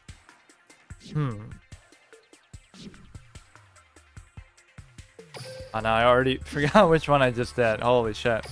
At least we're not getting too many things I wouldn't want to use categorically as far as like XYZ or something. Wind Up Soldier, of course. Stardust Accelerator. Okay, we didn't do this one yet. What number is this again? We're on 15 out of 40. I mean, to be fair, this is over a very long period of time. This is from 2016 till today. XXX Saber. When your opponent declares an attack, you can target the attacking monster, negate the attack. You can target the attacking monster, negate the attack. This effect can only be used once while this is up on the field. Not bad though, even just as a generic effect. Discard one monster, special summon from your deck, one tuner. Okay, I don't care about tuners. Each time a monster you control is sent to the graveyard, Gen X counter something something. Any specific jargon type effects I don't care about. Secrets of the Ancients. Go ahead and get one of these. I don't even know what that is on the front of it. Hypnocorn. When this is normal summon, if your opponent controls a monster and you control no other monsters, you can set one spell or trap card on the field. Destroy that target. Oh, you can target one set. I thought you would set it yourself just to destroy it. Mind Mole. Once per turn, this card cannot be destroyed by battle. If this card is sent to the graveyard as a synchro. Okay, don't care about synchro. Summon Breaker. One day I should try it just because of how much shit I talk about it, but it's just so unfun. Especially the stuff you see at the beginning, like the turn ones that go on forever. During phase 1, this is a field card. If the player successfully conducts their third summon of a monster this turn, it becomes the end phase. During main phase 1, oh, this is a good way to counter some of that shit that they do. So it's almost like if you could play this on turn 0 before they get their first turn, it would actually be useful. Otherwise, it wouldn't be. So this is Secrets of the Ancients, Black Storm Rising. This really takes a long time to have to go through each and every one. I guess I didn't have to read it and then I could just look through after, but I kind of want to have an idea of what I'm getting out of this. It's at least a fun and good variety. Gladiator Beast, Spartacus, Gladiator Beast monster. Extra deck. You do not use polymer. Oh, wait, what? Special summon for your extra deck by returning the above cards you control to the deck.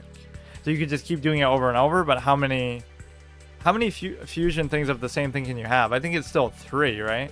Or is it only 1? I actually forget how that works. This was used in the show a lot to counter stuff that has to do with whatever's in the graveyard, like Exodia Necros, or Yugi could have used it to beat Rebecca, but he chose to be a gentleman and not do it. This looks just like that other one. The bigger rock with 2400 that I was talking. Oh, you can zoom in too. That's cool. Really appreciate the card art. Some of this is pretty elaborate. Too bad you can't scroll around or move when you do that. You can only just zoom in. I guess that is the whole picture though. When this is sent directly from the hand to the graveyard, you can special summon it. 400 attack. I'm sure that's incredibly useful. Yamato no Kami. This card cannot be special summoned or set. Cannot be special summoned except by removing one spirit monster. Okay, very specific interaction there as well. Tornado of Phantoms. Who would have thought I would be doing this? But at least it's better than doing the stupid tutorial. Although I guess I should still continue doing that to get to a certain stage. To be able to, you know, interact with some kind of card, the card trader or whatever. Because I have all this gold I don't know what to do with. I don't think even doing this is going to consume all this. So maybe I'll just save some. It's nice to have in your back pocket. Because I'm not that eager to have like the best thing out there right now. I just want a lot of variety of stuff to look through. Activate only when your life points are lower than your opponent. So like 2 psychic types. Okay, fine. This isn't Pokemon. I'm not interested in psychic types as much as I would be otherwise. If a monster you control returns to your hand by an opponent's card effect, return as many monsters on the field to the hand as possible. You control returns to the hand by an opponent's effect. Then each player special summons monsters from their hand in face down defense position equal to the number of monsters that were returned to the hand. So it basically just accomplishes nothing because whatever you flip, they'll just put back anyway. Mecha Phantom Beast War Blue Ran. If this card is sent to the graveyard, okay, Synchro. As soon as you see Synchro, just black it out of your mind. You might think then why even buy some of these packs that have it, but whatever. I'm just giving as much variety as possible. This seems like it has way more in it than some of the other ones. But maybe not. Revolution Beginning.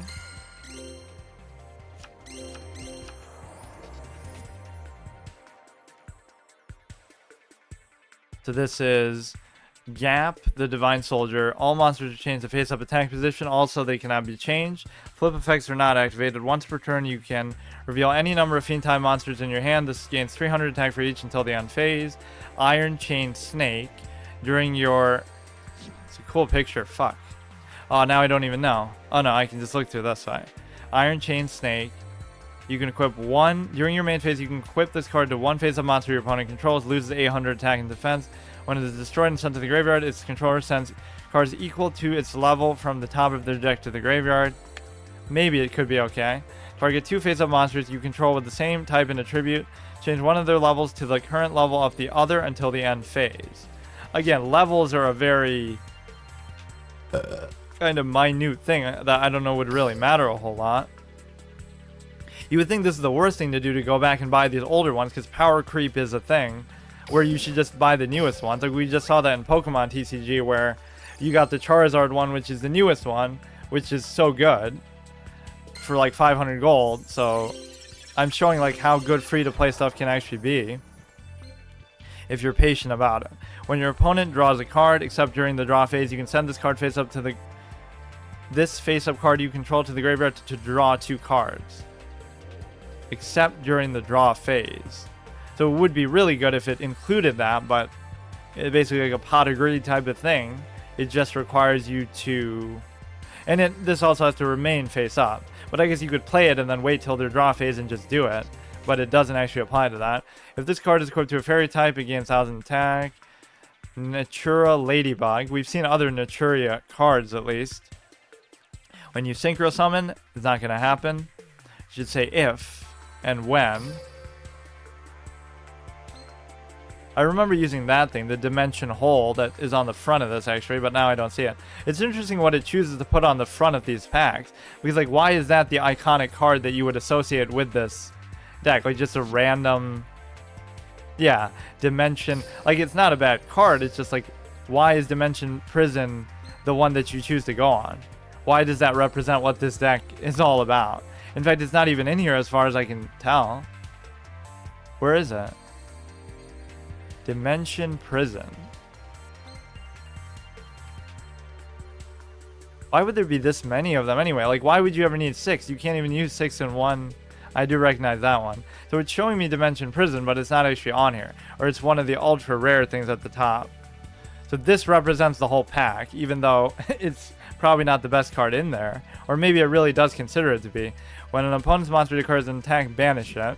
Not bad. But you could turn in, I guess, one of these for it. 9 ultra rare. Did I do this one or what? Absolute Inferno. Flame Cerebrus. I forget how you say that. But known to many as the Burning Executioner. Oh, I should read all the flavor text too, drag this out even further. As the Burning Executioner, this monster is capable of burning enemies to cinder 2100, but it requires a sacrifice. Trap Eater. Cannot be normal summon set, must be special summoned by sending one face-up trap card your opponent controls to the graveyard. Cannot be special summoned in other ways. So good against continuous stuff. King Synchro. When your opponent, I won't disregard it just because of that, but let's see if it actually mentions that. Monster declares an attack on a Synchro. Nope. There should just be something that says XYZ and Synchro can't be used this whole game. Just as like pay half your life points. But even then, if they go first, you wouldn't be able to do it because they would have already done like 1,000,000 of them in the first turn, as they're prone to do. Absolute Inferno, we just did this one. And kind of complaining about the picture being about something so oddly specific. Lords of Shining. See, this only has 3 ultra rare, which maybe makes it less desirable to even try to get. Dark Lord Contact. Special summon 1 Dark Lord monster from your graveyard in defense position. You can only activate 1 Dark Lord Contract per turn. Rebirth of Parshath. When a spell trap or monster effect is... Why not just do spell trap / monster as part of that? Or monster effect is activated. Reveal 1 counter trap in your hand. Then discard 1 card and pay 1,000 life points. Negate the activation if you do shuffle. What I really need is like Solemn Judgment or something that just negates anything I want whenever I want. Steel Swarm Caller. When a Steel Swarm monster is tribute summoned face up by tributing this card, you can special summon 1 level 4 or slower Steel Swarm monster from your deck, including, I guess, another one of those. Lords of Shining. Warriors Unite. Just see if we're starting to get any overlap, but I guess maybe they are specific to each set in that way. This might have been the most fun when it first came out, because there would be less... Well, not really, though.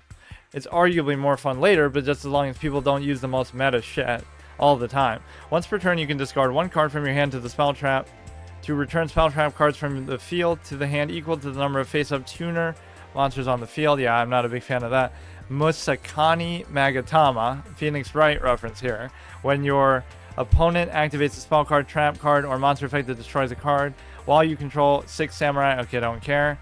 Shien Squire. One of the Shien cards was limited, right? Yeah, Shien's Dojo. You can only use 2 of those. During damage calculation in either player's turn, if it's 6 samurai is involved, blah, blah, blah. Warriors Unite. So we're about halfway through this now. Guardians of Rock. It's cool to kind of see the chronology of the game too, like at what point they introduced what mechanic or, you know, what kinds of cards. Revival Golem. The effect of Revival Golem can only be used once per turn. When it's sent from your deck to the graveyard, activate one of these effects. Special summon this card from the graveyard. Add this card from the graveyard to your hand. Seems like special summon would be the more desirable. And Fang of Critias, which took them a very long time to eventually add. So like Critias was about combining stuff with trap cards, right? This was Kaiba's. Then Tamiya's was about combining stuff with spell cards, or no, I don't know. And then I forget what Hermos was even about, but it became like an equip card at one point, like a sword for one of Joey's monsters. Always treated as legendary dragon Critias, but then why is it called the Fang of Critias? Because it can be summoned, I guess, as that too. Send 1 trap card from your hand or field to the graveyard that is listed on a fusion monster that can only be special summoned with the Fang of Critias. If that card is set, reveal it. So like the Crush card for Doom Virus Dragon, that's the only one I know actually. Yeah, I don't even know what else he ever does with it. That's the main use of it. Then special summon this fusion monster from your extra deck. You can only activate 1 Fang of Critias per turn, which means you could have more than one of those in your deck. It's at least fun that they finally added that. Triamid Dancer. Once per turn, you can target 1 Triamid card in your graveyard, shuffle it into the deck. If you do, all rock-type monsters you control gain 500 attack and defense. Very specific effect. So that was the Guardians of Rock, right? You end up reading these super long card texts for so long, you forget even where you were at with them. Blazing Rose. We have 1 of these, but this is not from the pack. Otherwise, we would have 3 guaranteed, of course. Genius level deduction. This is Soul Absorption. If the card is banished... See, why can't there be more simple ones like this? This is just simple, to the point. If you like banishing stuff, that's good for you. Boy Cotton. You take any battle damage your opponent would have taken from battles involving this card instead. So what do I get as a benefit of that sacrifice? If this card battles, it is not destroyed. Oh yeah, like I want more stuff like that too. The Spirit Reaper Marshmelon. I wonder what, if any, packs those would be in. And you took damage from the... is not destroyed and you took damage. Return this to the hand. I don't really see what the upside of that is. This barely fits on the fucking thing. Like, what? The name is so long. Subterror Behemoth Foss Fair O Glacier. Flip. You can send 1 card from your deck to the graveyard. You can only use this once per turn. When a face-up monster you control is flipped face down, if you control no face-up monsters, you can special summon this from your hand in defense position. Once per turn, you can change this to face down defense position. Just so needlessly complex, dude. Who cares? So how many really rare things am I going to have by the end of this, I wonder? Curse of Dread. Sounds like that could just be the name of a card in itself. So how did we get 4 cards for the price of 3? Wow. We haven't really seen that overlap, I don't think, until then, though. There's only 3 ultra rare in some of these. It feels like some of them have 9 plus, so why wouldn't you prioritize there? The Fabled Ganashia. When this card is... Isn't that like an Indian god? Like, Ganesh, right? That's what it's based on. When this card is discarded to the graveyard, special summon it. If this is special summoned this way, it gains 200 attack and removed from play when it is removed from the field. So you could make it a whopping 1800 for all that effort. Vendred Chimera. You can ritual summon this with Vendred Ritual Spell. 2300. Attack Pheromones. If a monster you control attacks a defense monster, change that monster to face up attack position at the end of the damage step if your attacking monster is reptile type. See, almost the fun of this is to limit yourself and to do a very specific theme thing. Oh, you can make that bigger too, but I don't really... Holy shit. What was it on by default now? I don't even know. Huh. I guess this is a decent size there. For a mobile game. That's what I have. I did this one, or I didn't do it. How do I keep losing track of what I've done, man? Cybernetic Rebellion, Curse of Dread I just did. Good. Or am I going to have now 3 from previous sets that... No, I just got that. Okay, so we're on 21 out of like 41. And so I've been pretty cost efficient. Like I started with 36 or something, so I might be able to even do more than this, but I guess I'll just save some at some point. You would think between all these sets that I've gotten, I would be able to create something at least marginally decent. You can target one face-up card you control. You cannot special summon monsters from the extra deck for the rest of the turn except machine type. Abyss Scorn. Target 1 Mermail. You can target one face-up card you control. You cannot special summon monsters from the extra deck for the rest of the turn except machine type. So very machine focused, of course. I would like just a proper Cyber Dragon where it's like a turn 2. If they have a monster and you don't, you can just special summon it, or I guess you can do it any turn, but I just mean it tends to be a very good turn 2 play. Even if you summon something, they destroy it with something stronger, then you could come back at them with the, what is this, like a god card? 10 star, Flower, Cardian, Maple with Deer. I almost thought it said Canadian there. Cannot be special summoned or set. It only has 1,000 attack and defense.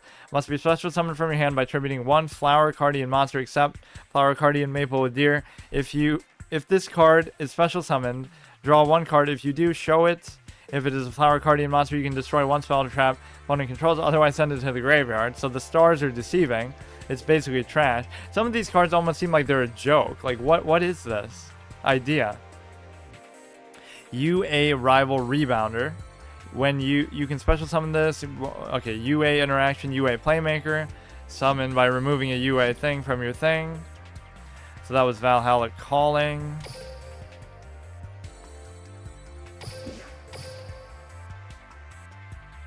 Spirit of the Beast. Ritual Beast, Ulti Canahawk. 1 Ritual Beast Tamer monster plus 1 Spiritual Beast monster. Ritual Beast Ambush. You target 1 of your Ritual Beast Tamer monsters and 1 of your Spiritual Beast monsters that are banished or in the graveyard. Special summon them in defense position. Ritual Beast Tamer when. It's a pretty nice picture, actually. I like the background and everything. It seems like the whole picture doesn't fit here, does it? No, I guess it gets cut off though naturally. Like the top of that isn't even in the picture. If this is normal summon, you can target 1 of your banished Ritual Beast monsters. Special summon it. You can only special summon 1 Ritual Beast Tamer when per turn. Spirit of the Beast, Dark Dimension.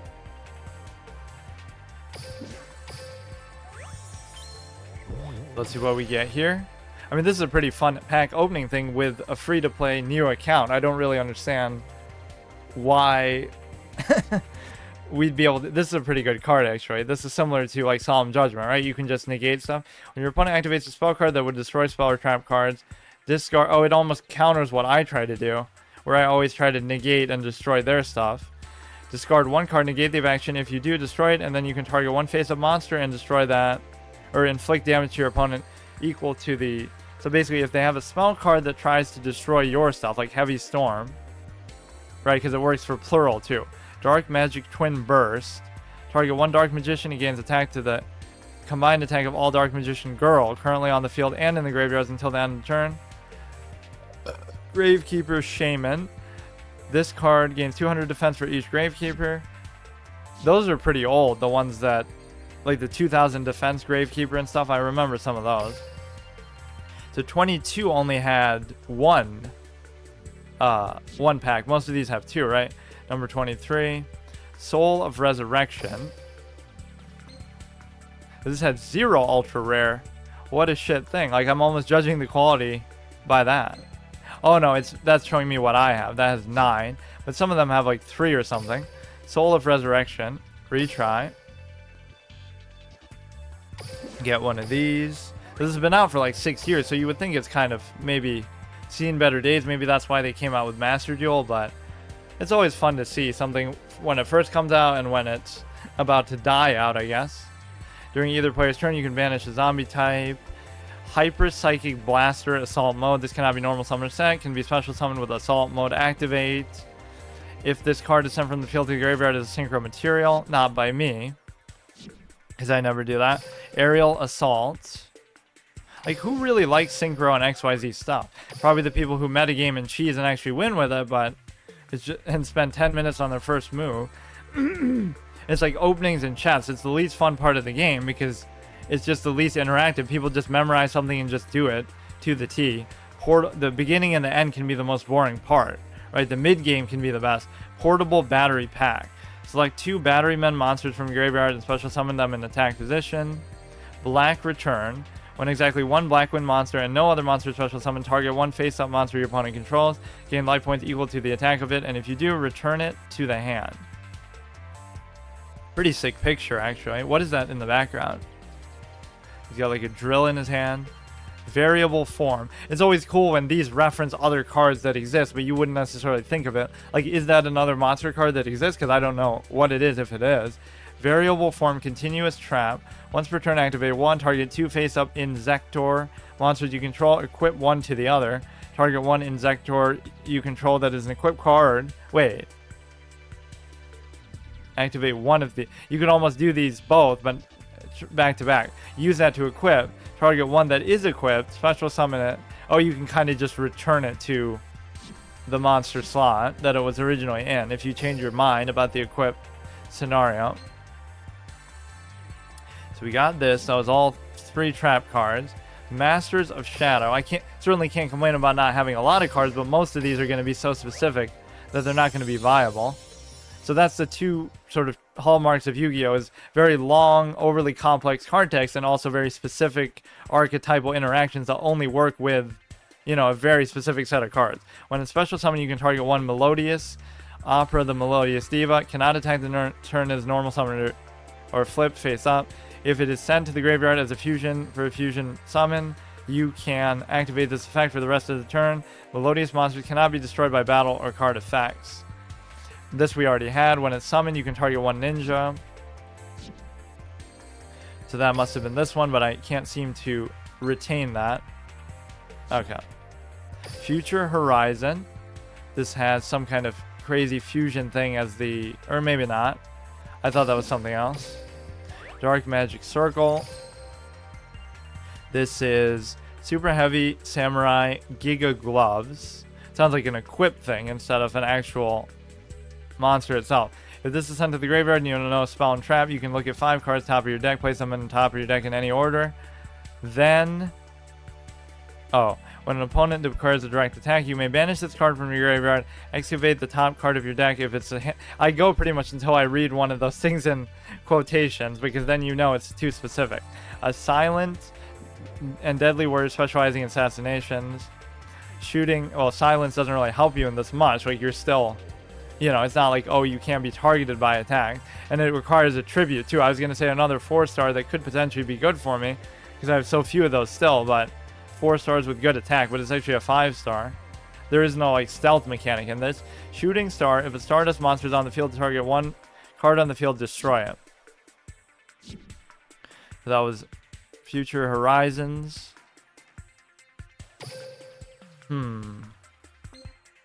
So many of these sets, dude. This is worth doing one time, though. Trust me. So, Fortress of Gears. Oh, they're starting to get maybe a little bit more expensive now as they get newer. Bam. How come we haven't seen that before? Aroma Gardening. If you normal special summon an aroma monster, target 1 Vision Hero. You can discard Machine type. As soon as we read a type of something, we stop reading. Because that's as far... I'm not going to do that. You know what I mean? We're not going to do anything specific.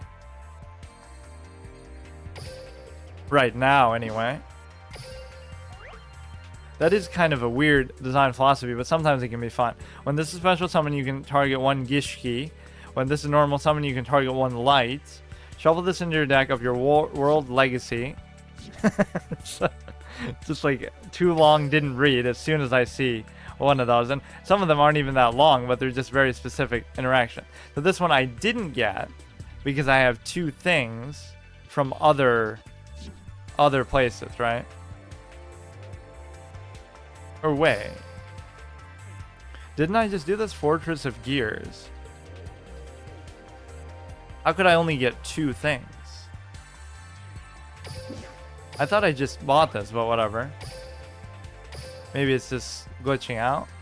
Spell Absorption is good. Gain 500 life whenever a spell card is activated.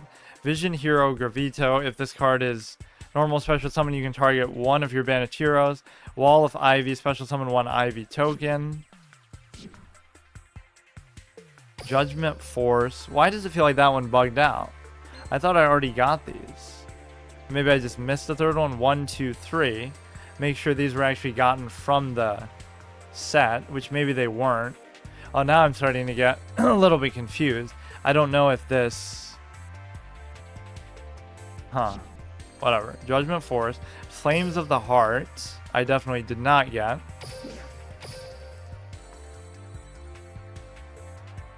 I guess to make this go faster, I didn't have to read them right now, but I kind of want to be aware of what I'm getting. Field Commander Raz. When this normal special summon, choose 1 level 4 lower warrior type, place it on your deck, except for the same thing. Sky Striker Mecha Eagle Booster Quick Play Spell. If you control no monsters in your main... Oh, I like this little blue glowy thing. Main monster zone, target 1 phase of monster on the field that is unaffected by card effects this turn except its own. And if you have 3 or more spells in the graveyard, it cannot be destroyed by battle this turn. Bayonator, the Baneful Barrel. Once per turn, you can target 1 face-up monster your opponent controls. It loses 1,000 tech for each monster your opponent controls. Okay.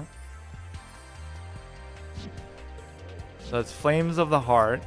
Truth Universe. Holy shit, this is overwhelming as fuck.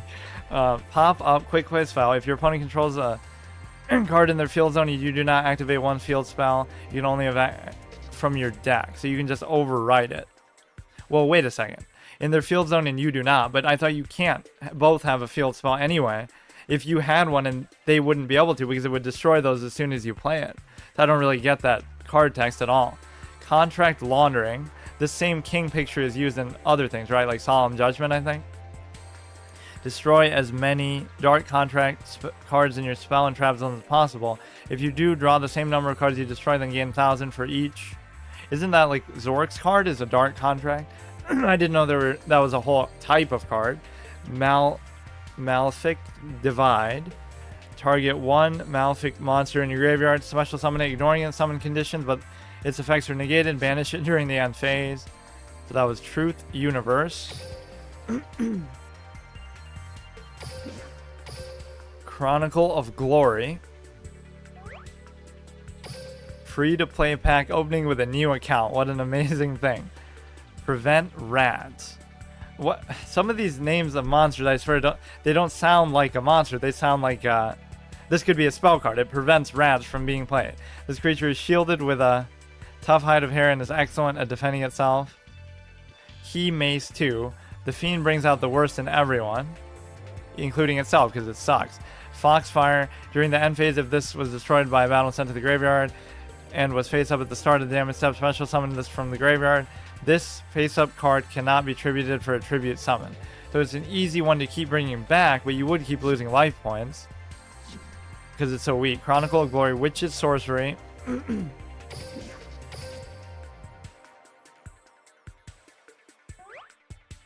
So do you really start with that much, or maybe it's just doing that as like a promotional thing for new accounts? Ghost Fairy Elf Obia. Once per turn, you can reveal 1 wind monster in your hand. Evil Eye Re-Emergence. There should probably be a dash between Re and Emergence, right? Special summon 1 Familiar of the Evil Eye token, 400 attack defense, or 1 Evil Eye Selene. Or if Evil Eye Selene is in your spell trap zone, you can special summon 2 instead. Explosive Magician, this is a tuner. You can remove 2 spell counters from your side of the field and destroy 1 spell or trap card your opponent controls. That's worse than Breaker. You can just remove 1. Isn't that a picture of Dark Magician Girl, the Dragon Knight? So shouldn't this one have Timaeus in there? The Eye of Timaeus. Where is it? Evil Eye. It's like they show that picture, but then it has nothing to do with it, or it's just like one part of a much bigger picture that, you know, that's not necessarily the ace card. Shouldn't there be? Like, the Eye of Tamaya should be in here. Otherwise, why? Wretched Ghost of the Attic. Looks like a Kuribo to me. Harmless monster found lurking in just about any attic. Really? That's a pretty wide-ranging description. Where the fuck would it be? I guess it's not in here, even though it shows it. Like, that is the picture, right? Dark Magician Girl, the Dragon Knight. That's like false advertising. It's not even in there. Timaeus or anything. Arena of Sanctuary. Like, that card does exist, but... Genix Ally Triforce. 1 Genix Tuner. Avatar of the Pot. That's like a speed run. How quickly can you get me to stop reading the flavor text? Avatar of the Pot. By sending 1 Pot of Greed from your hand to the graveyard, draw 3 cards from your deck. Amazing. Yeah, 1, as if you could have more than that anyway. This one I already got before. Arena of Sanctuary. Infernity Destruction. I think I remember even getting this one, so maybe it was one of the newer ones at the time that I actually tried this for the first time on phone. But again, very briefly. Or at least I remember maybe buying a lot of them, so this must have stuff in it that I want. Maybe one of those elemental whatever 2400 attack that, oh no, it has Armageddon, that's why I got it. When this is normal summon, you can activate the effect during your standby phase. You can normal summon 1 Simorg, the Weather Auroral Canvas, the weather effect monsters in your main monster zones of this card's column and its adjacent columns gain this effect. The Weather Sunny Canvas. So this is all about like continuous spells and traps. Infernity Destruction. Okay, we got 11 left. Ooh, boy. This is a classic old school card. I don't know why it's in such a new pack on this. Voltage of the Metal. Gear Gigant X. 2 level 4 machine types. You can detach XYZ. Heraldic Beast Twin-Headed Eagle. This is a... you can banish this card for XYZ, okay. Herald Rechange. When opponent declares an attack, special summon 1 Heraldic Beast monster from your hand to end the battle phase. Shining Hope. I hope that I get a ultra rare, even though I don't want it to do with Synchro. It seems like we're getting more into Synchro and XYZ stuff as we go. Banish 3 Gaga monsters. I don't know what those are. That's why I was so shocked by the name of that when I first saw it with another card. Red Dustin cannot be used as... Yeah, that's right up my alley. Fusion, Synchro, or XYZ. I don't want anything to be used for that ever. While this is on the field, it cannot be tributed. I guess that doesn't count then. If it cannot be used, then I don't stop reading there because it doesn't have to do with what I don't want to do. It cannot be tributed. When this on the field is destroyed, controller takes 250. Well, what is the benefit then? It cannot be used as anything. While it's face up on the field, it cannot be tributed. Like, is this just a troll card? Like, it does nothing. It cannot be used as anything. Light Ray Sorcerer cannot be special summoner set. Wants to be special summoner in your hand while 3 or more light things. Shining Hope. Rage of Volcano. Holy shit, my throat is getting sore from opening this many things. And reading all their super elaborate descriptions, even as short as I sometimes make them. Batlin Boxer Switch Hitter. When it is normal summon, you can target 1 Batlin Boxer. When this inflicts battle damage, you can inflict 100 to your opponent for each pyro type in your graveyard. It has 2100 attack, requires a tribute. Meteor of Destruction. If your opponent's life points are higher than 3000, inflict 500. How about just inflict 500 period? Would be a viable card. Like, there's one that inflicts 800 for no special requirement. Shark Fang. Evigshiki Marrow Geist. 2 level 4 after damage calculation. Something Spear Shark. When it's normal summon, you can add some fish. Level 3. Jaws Man. Cannot be special summon if you tribute summon. All tributes must be water. So I did this one, right? I'm gonna miss one totally, but who cares? Just for like almost the RP of it, I want one of each of these sets. We get some pretty classic cards coming up, like the Lightning Vortex, Mystical Space Typhoon. Imagine having to wait 30 sets to get Mystical Space Typhoon, if that's really what it means. Like, the card didn't exist in this game for that many years. Daybreaker. Looks pretty badass. When this is special summon, you can special summon one Daybreaker from your hand. A Faint Plan. So you could just chain this into another after another, right? The first one you have to special summon on your own, but then the second one would be special summoned from this effect, and then the third one would be special summoned from the next one's effect, if you had all three in your hand. A Faint Plan. A player cannot attack face-down monsters during this turn only. Chopman, the Desperate Outlaw. See, cards like this make no sense to me, because it's like, there are cards that would just be like Messenger of Peace, where you just negate all attacks above 1500, you know, monsters can't attack. So that would almost serve the same effect, assuming that the one you have face down is has 1500 defense or more anyway. Desperate Outlaw. When it's flip summon, you can equip one equip spell in your graveyard to this card. I was a big fan of equip stuff too, like like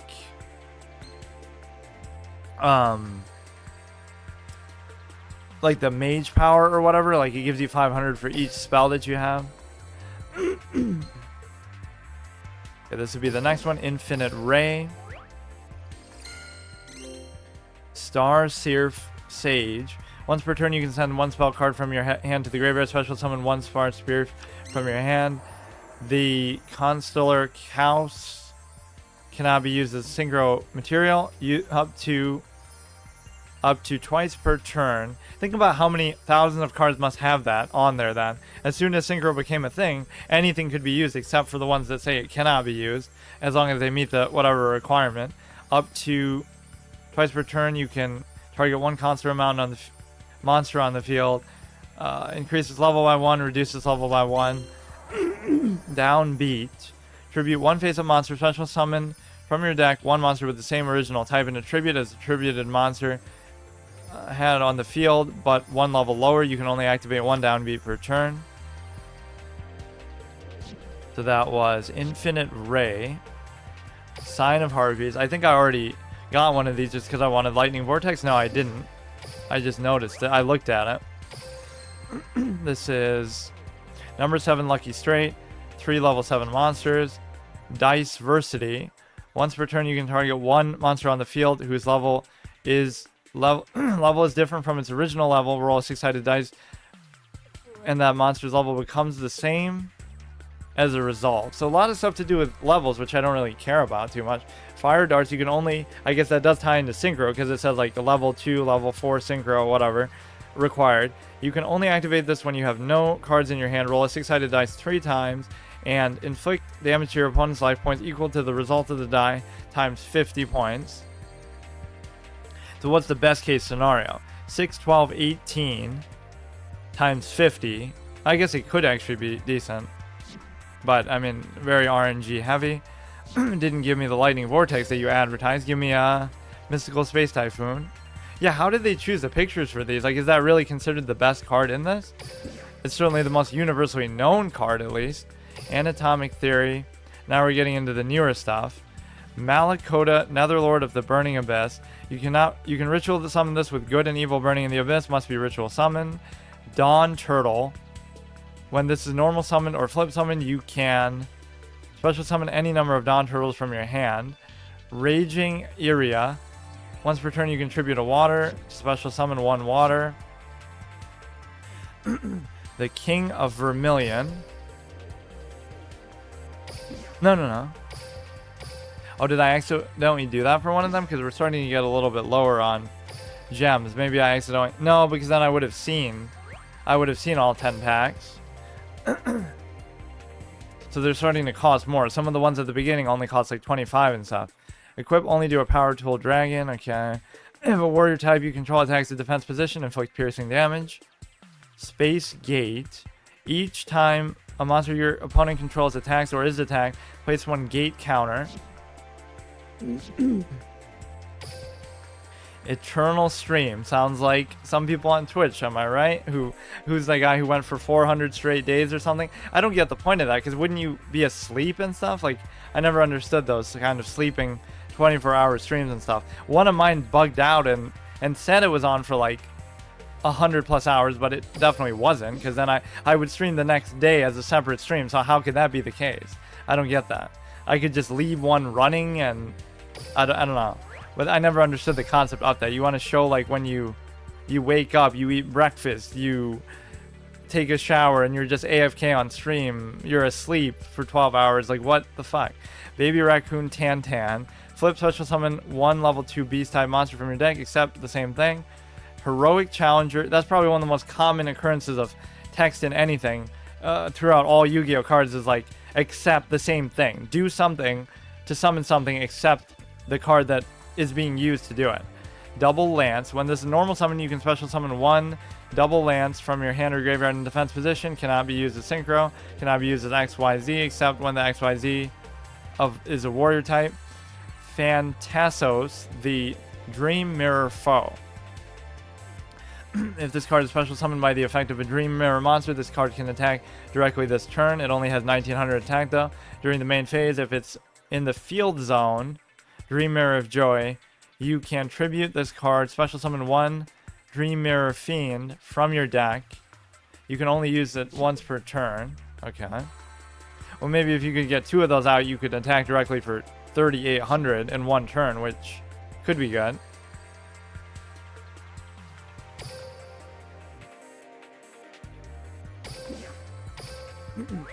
I'm done reading these. I'm just gonna look at the rest.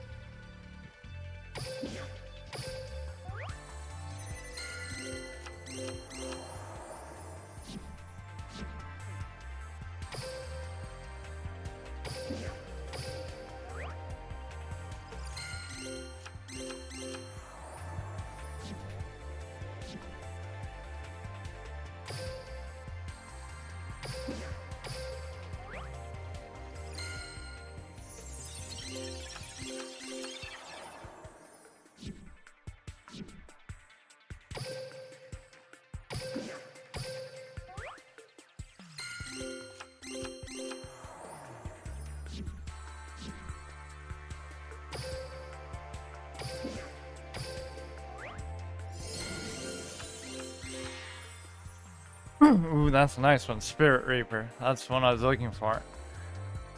Cannot be destroyed. That's the classic old. I don't know why some of these old school ones are in such new.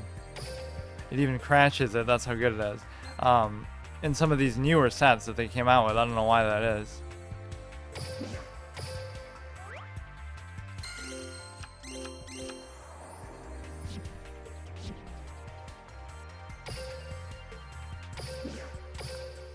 Part of XYZ. This is the absolute heartbreaker for me. The most annoying mechanic ever that I hate. Don't want to see that, but I'll just do it anyway.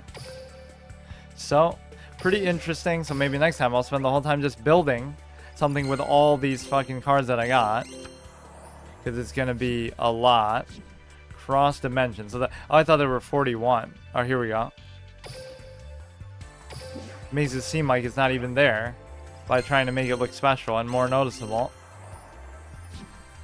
So, at least I have, like, let's see how obtain pen. No, I don't. I'm never gonna do that. Pendulum, XYZ, Synchro. I don't care about any of that, dude. How about you just summon like you normally do? Okay, so I won't even bother doing another one. I just want to look at like what is my total number in my collection. How about that? You have, holy shit. See, doesn't that look good? But then you realize most of them are, it doesn't even tell you like a total number, does it? I guess I can count by 1, 2, 3, 4, 5, 6, 7, 8 times 1, 2, 3, 4, 5, 6, 7, 8, 9, 10, 11, 12, 13, 14, 15, 16, 17, 18, 20, 21, 22, 23, 24, 25, 26, 27, 28, 29, 30, 31, 2, 3, 4. So 34 times 8. So 8, 16, 24, 240, whatever. So like almost 300 I have. And then that's not including the number of each, like when they occur more than once. But most of them probably don't occur more than once because we went through like every single different set. So this should at least allow me to make something decent, but that took so long. Just I love that. So like the first episode will just be doing the tutorial, unlocking the PvP thing, and then opening packs, and then the second one will be just building something. That's how long this shit takes, which makes you appreciate when I was able to go for longer. So that was fun anyway. And then I'll have to try Master Duel and do the same thing too one day.